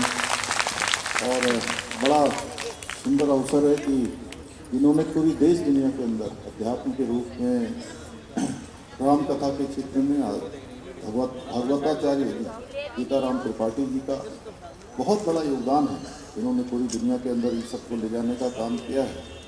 और हमारे इस कथा के संयोजन का जिन्होंने काम किया, ऐसे धार्मिक आयोजनों का संयोजन का काम करते हैं। अभी बेद गद्दी से हमारे व्यास जी गीताराम जी कह रहे थे कि उनको जो है पदासीन करिए, कहीं लगाइए, और देखिए प्रभु राम की कृपा होती तो अपने आप ही पदासीन हो जाते हैं। अभी भारत सरकार ने आपको बागवानी बोर्ड का पूरा डायरेक्टर बनाया, पूरे देश का बहुत बड़ा काम किया है। मैं आपका भी आभारी हूँ कि आपने मुझे भी बुलाया। हम सब बहुत ही सुंदर आयोजन में यहाँ पर सम्मिलित हो रहे हैं, और ये जो राम कथा है ये ऐसा देव कार्य है कि इसमें किसी को बुलाने से भी नहीं होता है। जिस पर भगवान राम की कृपा होती है वही यहाँ तक पहुँच पाता है।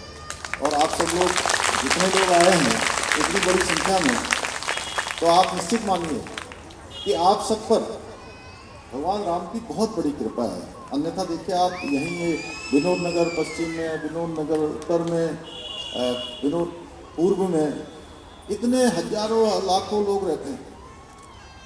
क्यों? ये हजारों ही लोगों को यहाँ सम्मिलित होने का अवसर मिलता है। तो ये मानिए कि जो लोग यहाँ पहुँचे हैं उनके ऊपर तो सीधे सीधे भगवान राम की कृपा है। और भगवान राम का नाम जपना ही अपने आप में अनेकों संकटों से, अनेक समस्याओं से, अनेक चुनौतियों से, अनेक बाधाओं से हमको दूर कर देता है। कोई भी मार्ग कितना भी कठिन क्यों न हो, हमारे मुंह से जब वो निकलता है ना 11 अक्षर का, कहते हैं जय राम श्री राम जय जय राम, तो इससे जो है सारे हमारे जितनी भी समस्याएं हैं, जितनी चुनौतियां हैं, वो आसान हो जाती हैं।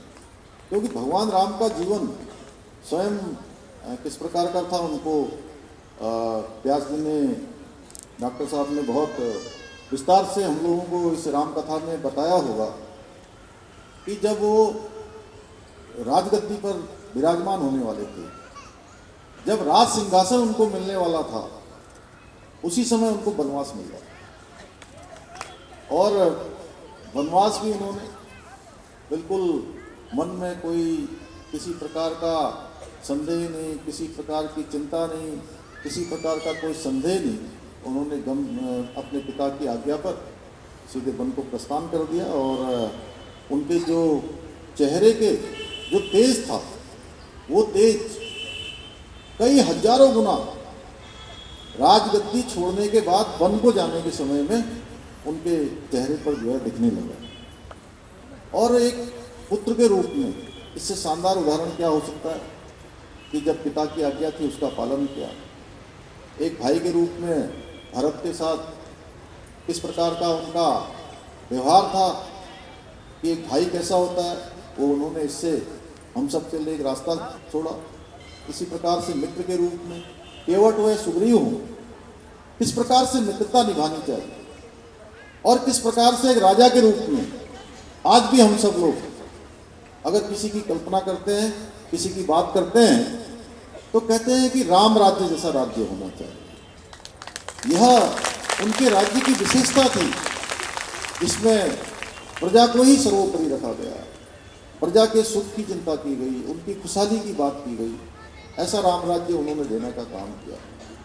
और हम सब जानते हैं, इसी नए वर्ष में हम लोगों ने लंबे समय से, अभी जैसा ऐसा कह रहे थे वीरेंद्र जी के बाल्यकाल से मैं भी, क्योंकि मैं भी और मेरे ख्याल से जितने भी लोग यहाँ हैं राम भक्त, राष्ट्र भक्त, सब लोग लंबे समय से हम सोचते थे, हमने कार सेवा करी कि भगवान राम का भव्य और दिव्य मंदिर बनना चाहिए। और कहते थे राम लला हम आएंगे, मंदिर वहीं बनाएंगे। क्या कहते थे? राम लला हम आएंगे,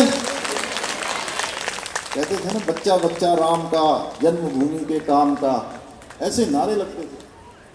और भगवान राम की कृपा हुई, 2014 में मोदी जी देश के प्रधानमंत्री बने, और तभी से उन्होंने ये प्रयास करना शुरू कर दिया और दूसरी टर्म में जब वो प्रधानमंत्री बने तो इसका मार्ग प्रशस्त हो गया। 22 जनवरी को भगवान रामलला अपने स्थान पर विराजमान होने जा रहे हैं। हम सब लोग सौभाग्यशाली हैं कि एक वो युग था जब भगवान राम पैदा हुए थे, एक यह युग है, इस युग में भी हम सबको आज किसी न किसी रूप में इस पूरे भगवान रामलला के विराजमान होने में सम्मिलित होने का अवसर मिलता है। मैं उत्तराखंड से आया हूँ। उत्तराखंड आप सब लोगों के लिए, पूरे देश के लिए, दुनिया के लिए एक ऐसी भूमि है जिसको देवभूमि कहते हैं। देवभूमि, और कहीं भी हम दुनिया के अंदर जाते हैं तो जब हम जैसे ही बताते हैं कि हम उत्तराखंड के हैं डॉक्टर, तो लोगों के मन के भाव बदल जाते हैं। उनको लगता है कि ये देवभूमि के हैं, कहीं न कहीं भगवान की अपार कृपा के नज़दीक से आए हैं।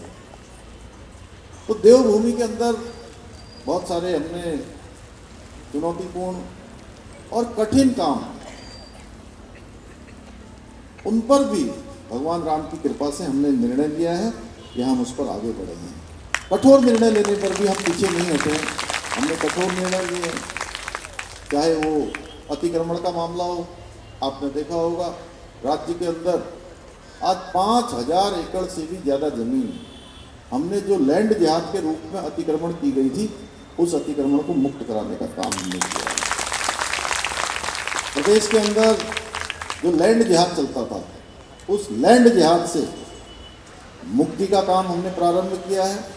उसके साथ साथ देवभूमि का जो मूल स्वरूप है, जिसके लिए देवभूमि जानी जाती है, वो देवभूमि का मूल स्वरूप बना रहे, उसके लिए हम यथासंभव हर कोशिश कर रहे हैं, हर प्रयत्न कर रहे हैं, हर प्रयास कर रहे हैं। नकल का हमने बच्चों के लिए, भविष्य के लिए नकल में, क्योंकि उसके कारण से तमाम ऐसे हमारे बेटे बेटियां, हमारे भाई बहन जो परीक्षाओं में भाग लेते थे लेकिन उनका नंबर नहीं आता था, हमने पूरे हिंदुस्तान का, पूरे भारतवर्ष का, देश का भाई साहब सबसे बड़ा नकल विरोधी कानून लागू किया है। उसके कारण से आज हमारे जो बच्चे हैं जो परीक्षाओं में भाग लेते हैं, वो एक परीक्षा में नहीं, एक परीक्षा के साथ साथ आज 4-4 परीक्षाओं में एक साथ उत्तीर्ण हो रहे हैं इस अध्यादेश के लागू होने से। आज मैं यहाँ पर, मोदी जी ने तो हमारे देश के अंदर नारी शक्ति बंधन अधिनियम बना दिया। हमारी मातृशक्ति को उन्होंने देश के अंदर आरक्षण की व्यवस्था कर दी, जो आज़ाद भारत के इतिहास में पहली बार हुई है। इतना बड़ा फैसला हुआ है मातृशक्ति के उसमें। हमने उत्तराखंड में भी 30% का क्षैतिज आरक्षण, चारधाम यात्रा कभी 5 लाख 10 लाख की हुआ करती थी मुश्किल से, आज 56 लाख लोगों ने जो है इस वर्ष यात्रा में भाग लिया। 56 लाख लोगों ने। केदारखंड में यात्रा चल रही है। मानसखंड को भी जो है आगे लाने के लिए मानसखंड मंदिर माला मिशन हमने शुरू कर दिया है। अभी प्रधानमंत्री जी ने आदि कैलाश के दर्शन किए हैं। वो पहले प्रधानमंत्री हैं जिन्होंने 18,000 फुट की ऊंचाई पर जाकर पूरे देश दुनिया को कहीं ना कहीं आदि कैलाश की तरफ भी सबका ध्यान आकर्षित किया है। मैं प्रधानमंत्री जी का भी धन्यवाद करना चाहता हूँ। तो पूरा उत्तराखंड तेजी से आगे बढ़ रहा है। हमने G20 की तीन समिट उत्तराखंड के अंदर आयोजित की और तीनों ही रामनगर में, नरेंद्र नगर, ऋषिकेश में शानदार आयोजन हुआ। अभी हमने उत्तराखंड में निवेश को लाने के लिए पूरे देश दुनिया के लोगों को आमंत्रित किया। दुनिया के 50 से भी अधिक देशों के प्रतिनिधियों ने उत्तराखंड आए और 3.5 लाख करोड़ से भी ज़्यादा का निवेशकों ने हमारे साथ करार किया है। हर क्षेत्र में आज आगे बढ़ रहा है उत्तराखंड। आप सबके आशीर्वाद से, आप सबकी मैं कहूँ कि आप सबके सहयोग से हम लोगों ने संकल्प लिया है कि हम देश के अग्रणी राज्यों में हमारा स्थान हो। उसमें हमारे प्रधानमंत्री आदरणीय मोदी जी का बहुत बड़ा आशीर्वाद हमको मिल रहा है। हमने केंद्र में जितनी भी योजनाएं यहाँ भेजी हैं, सारी योजनाओं पर हमको लगातार स्वीकृति प्राप्त हो रही है।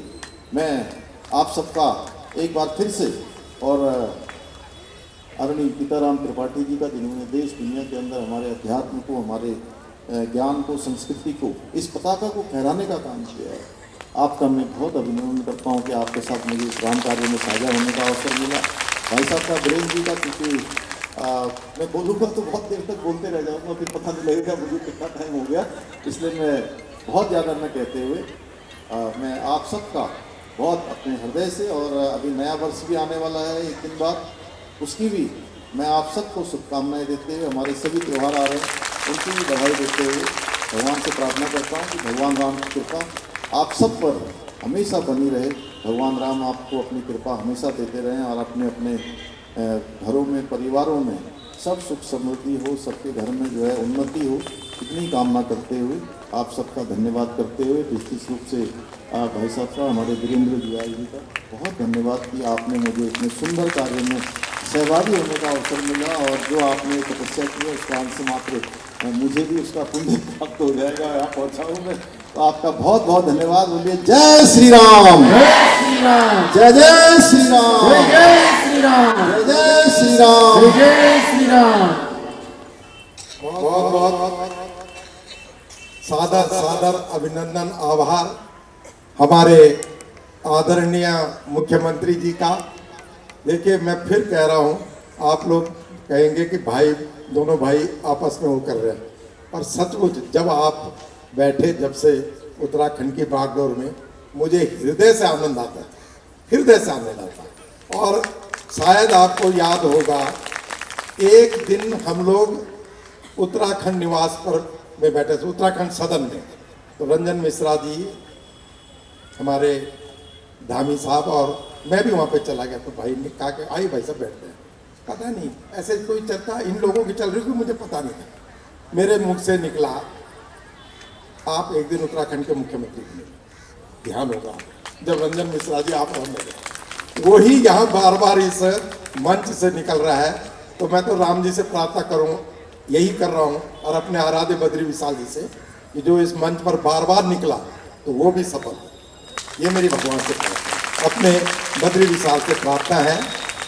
एक विषय जो बहुत अच्छा पूरे देश नहीं, पूरे विश्व ने आपके नेतृत्व में सराहा है, उसको मैं कह देता हूँ क्योंकि वो स्वयं नहीं बोल पाए। उत्तरकाशी टनल में इस देश के 41 लोगों की जीवन लीला फंसी हुई थी। माननीय प्रधानमंत्री जी ने जितनी मदद हो सकती थी, कोई ऐसी चीज नहीं जो मदद वहां पहुंचाई हो, और हमारे इन युवा मुख्यमंत्री जी ने वहीं रहकर उनको 41 के 41 को वापस जीवन सुरक्षित करके वापस आए। जरा जोरदार ताली आपको होनी चाहिए। ये श्रेय इतिहास की त्रासदियों में, इतनी बड़ी त्रासदी में, कोई ये पहली त्रासदी है जिसमें इतनी भीभत्स त्रासदी में सभी प्राणी जीवित बचे, क्योंकि उसके अंदर पूरे भारत के हमारे श्रमिक थे। मैं स्वयं इस व्यासपीठ से आपको प्रणाम करता हूं, आपके उस जज्बे को प्रणाम करता हूं कि आपने इतने दिनों उत्तरकाशी रह के और उनको सकुशल लाए, उनके परिवारजनों को आपने, उनके बेटे, उनके पति, उनके भाई सकुशल दिए। मैं आपको पुनः इसके लिए प्रणाम करता हूं, भगवान से प्रार्थना करता हूं कि आपके ऊपर सदा बद्री विशाल जी की कृपा बनी रहे, ऐसे मेरी भगवान जी से प्रार्थना है। अब अगले उसमें मैं इस राम कथा का जो पूर्णाहुति है, बाकी सब हो चुका है, तो पूर्णाहुति के लिए अपने माननीय मुख्यमंत्री से प्रार्थना कर रहा हूँ कि वो आए और पूर्णाहुति के अपने। हरिओम। कर्णैभिः शृणुयाम देवा भद्रं पश्येमाक्षभिर्यजत्राः स्थिरैरङ्गैस्तुवांसस्तनू बिभ्रशेमहि देवहितं ददायुः।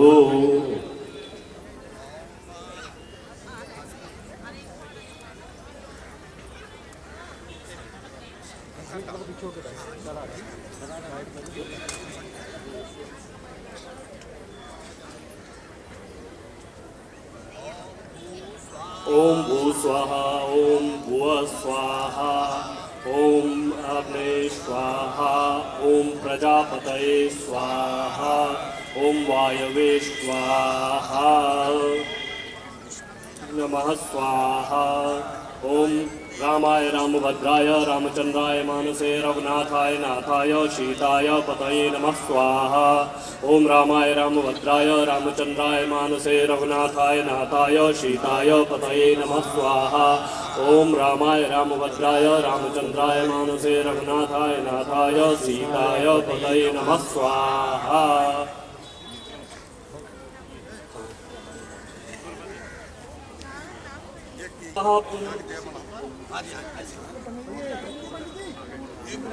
हरि ओम मूर्धानंदियो अरतिजावे स्वाधनकताजातमहिं सम्राजमतिन्दनामासन्ना गणयन्त देवा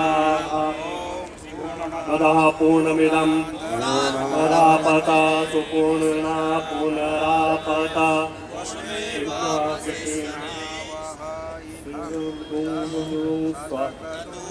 स्वाहा।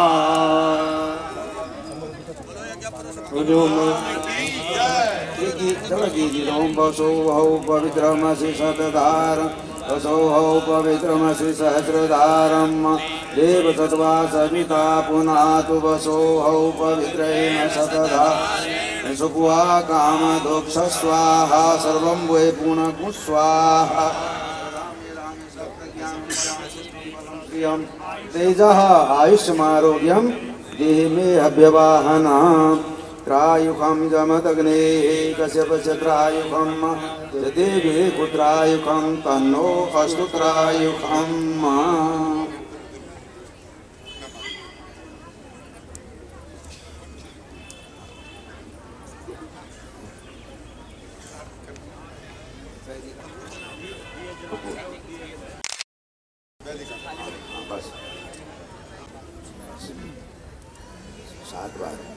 ओम यदगुं अभिप्रजननं मे असुरसरीरगुं सर्वगणगुं स्वसये आत्मसनि प्रजा सनि वसु सनि लोकसनि भयसनि अग्नि बहुला मे करोत्वन्नं पयोरेतु अस्मासुरत्ता तेजो वहिस्तेजा एकीकृतं प्रभुम् आर्थिकं मिदं देवागृहाणां मम सिद्धये। और एक पुस्तक हाँ आदि ले लीजिए, ले लीजिए थोड़ा पुष्प लीजिए। जज्ञेन जज्ञमयस्थानि धर्माणि प्रथमान्यासन्नः वेदनाकं महिमानः सचन्द्रयत्र पूर्वेषु साध्याः सन्ति देवाः। ॐ एकदन्ताय धीमहि वक्रतुण्डाय धीमहि तन्नो दन्तिः प्रचोदयात्। ॐ महालक्ष्मी च विद्महे विष्णुपत्नी च धीमहि तन्नो लक्ष्मी प्रचोदयात्। ॐ नारायणाय विद्महे वासुदेवाय धीमहि तन्नो विष्णुः प्रचोदयात्। ॐ अंजनीसुताय वायुपुत्राय धीमहि तन्नो हनुमत् प्रचोदयात्। ॐ दाशरथाय च विद्महे रामचन्द्राय धीमहि तन्नः रामः प्रचोदयात्। सेवन्तिका पुष्पै बिल्वप्रवाल तुलसी पुष्पाणि प्रवाणि च पुष्पाञ्जलिर्मया दत्तं ध्यानवर्णेश्वराय साङ्गाय सप्रभाराय सायुधाय सशक्तिकाय सवाहनाय ओम नमो भगवते रामचन्द्राय नमः। मंत्रपुष्पाञ्जलिं समर्पयामि।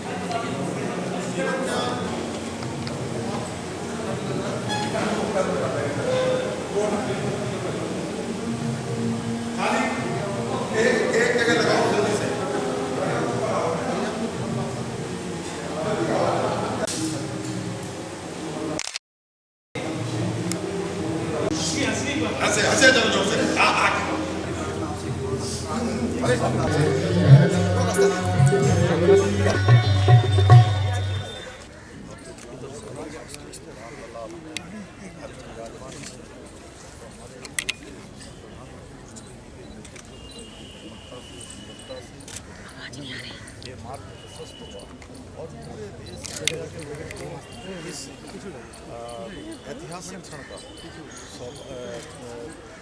साक्षी होने का सौभाग्य प्राप्त हो रहा है। मैं भी इनमें से एक हूँ। सबको अच्छा लग रहा है, उनको अच्छा लग रहा है, जितने राष्ट्रभक्त हैं, राम भक्त हैं, सभी उत्साही हैं।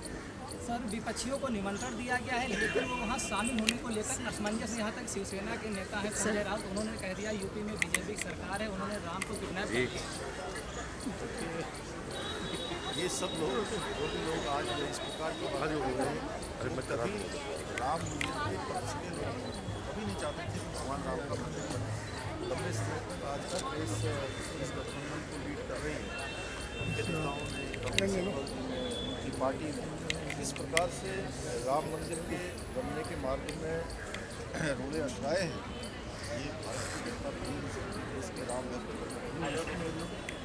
किसी प्रकार की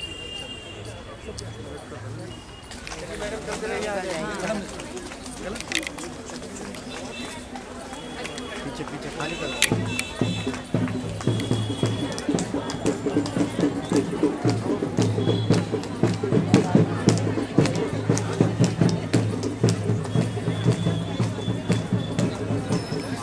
आएंगे इधर आप लोग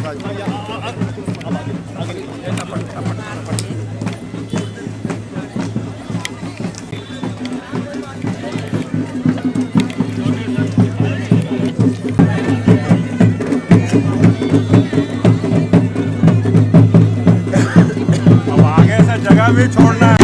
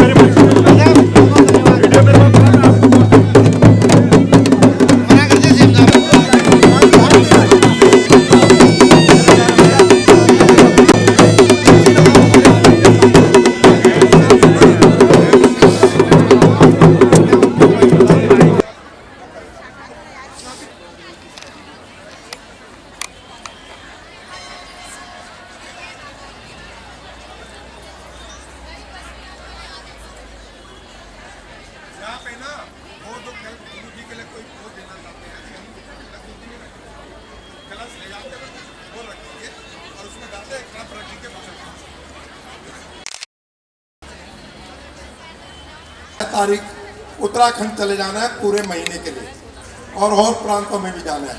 तो 6 तारीख से पहले ढोंडियाल जी कोई दिन बताइए हैं? 4 को बृहस्पति है भाई, क्या कर रहे हो? गलत बताते हो यार। 7 तो मैं होंगी, मैं 6 सुबह चले जाऊंगा। 31 को कर दे, 31 को संडे है, हैं?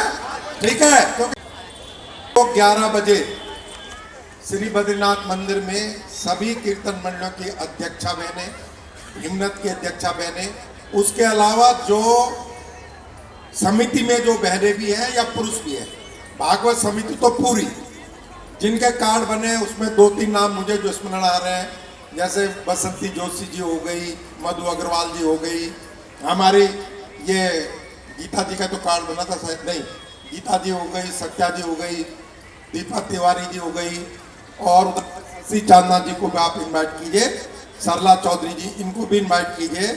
तो ऐसा उस दिन ज्ञापन धन्यवाद का हो जाएगा। आज हमारे पास इतना, पूरी रात भी हम सोए नहीं, कोई लोग नहीं सोए नहीं, तो कुछ लिखा भी नहीं हमने कि क्या करना है, कैसे करना है। उसको भी हम एक बार अपना भंडार देख लेंगे कि भंडार में, राम जी के भंडार में बचा क्या क्या है। जो बचा होगा वो उस दिन आप लोगों को दे दिया जाएगा फूल पुष्प के नाते। पर आज तो है जो कलश जिन्होंने भी लाए वो बहनों के लिए यहाँ पर प्रसाद अपना कलश ले जाएंगी, प्रसाद ले जाएंगी। एक बहुत बढ़िया राम जी का बैग हम आपके घरों में जाएगा, एक कैलेंडर जाएगा। तो ये सारी चीजें हैं। पुनः आपको बहुत बहुत धन्यवाद। आप पहले यहाँ पर विसर्जन करेंगे और तत्पश्चात और माइक मैं ढोंडियाल जी के हवाले करता हूँ। जो भी व्यवस्थाएं होंगी वो अपने प्रकार से करेंगे। हाँ आइए।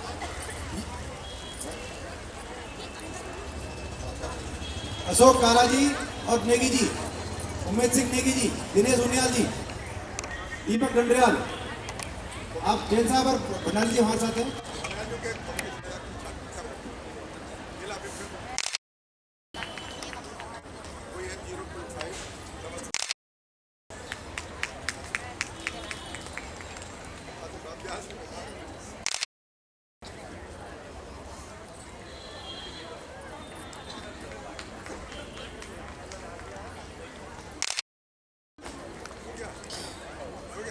बहुत बहुत धन्यवाद। एक्चुअली ये 3 दिन से मेरे को बता रहे थे, पर 3 दिन से मैं इनको खिसका रहा था, कल कल कल, तो आज वो दिखे सामने।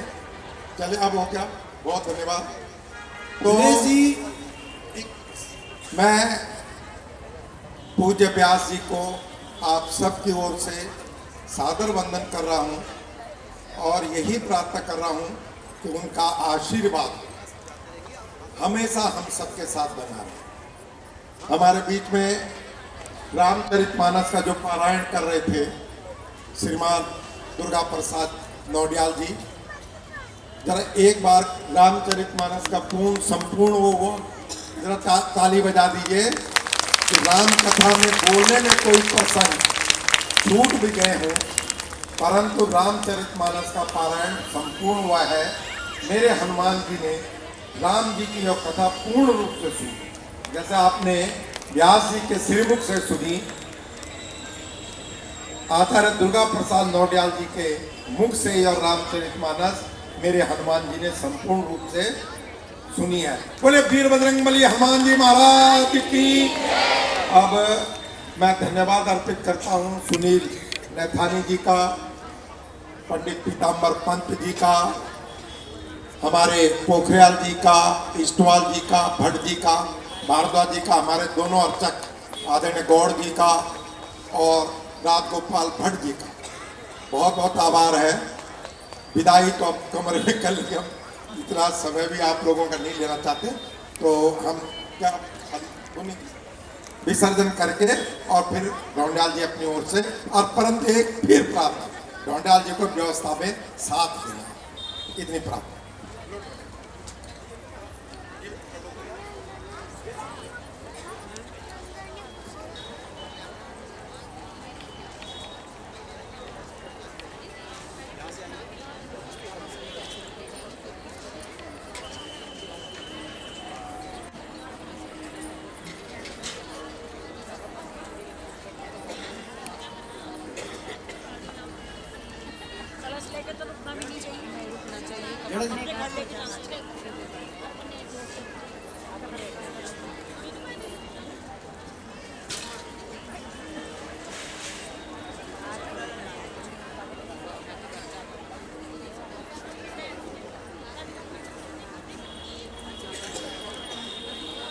करेंगे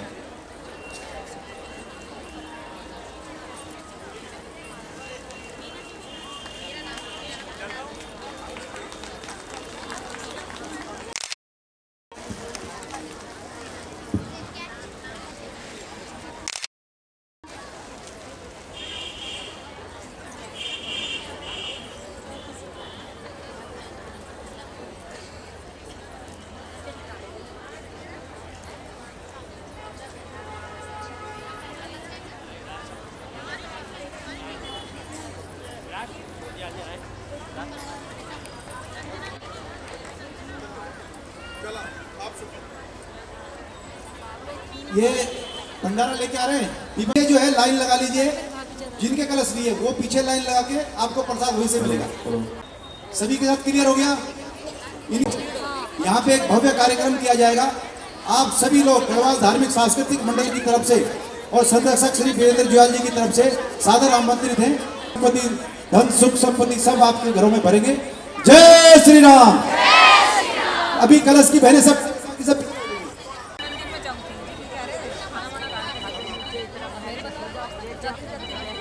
16 नंबर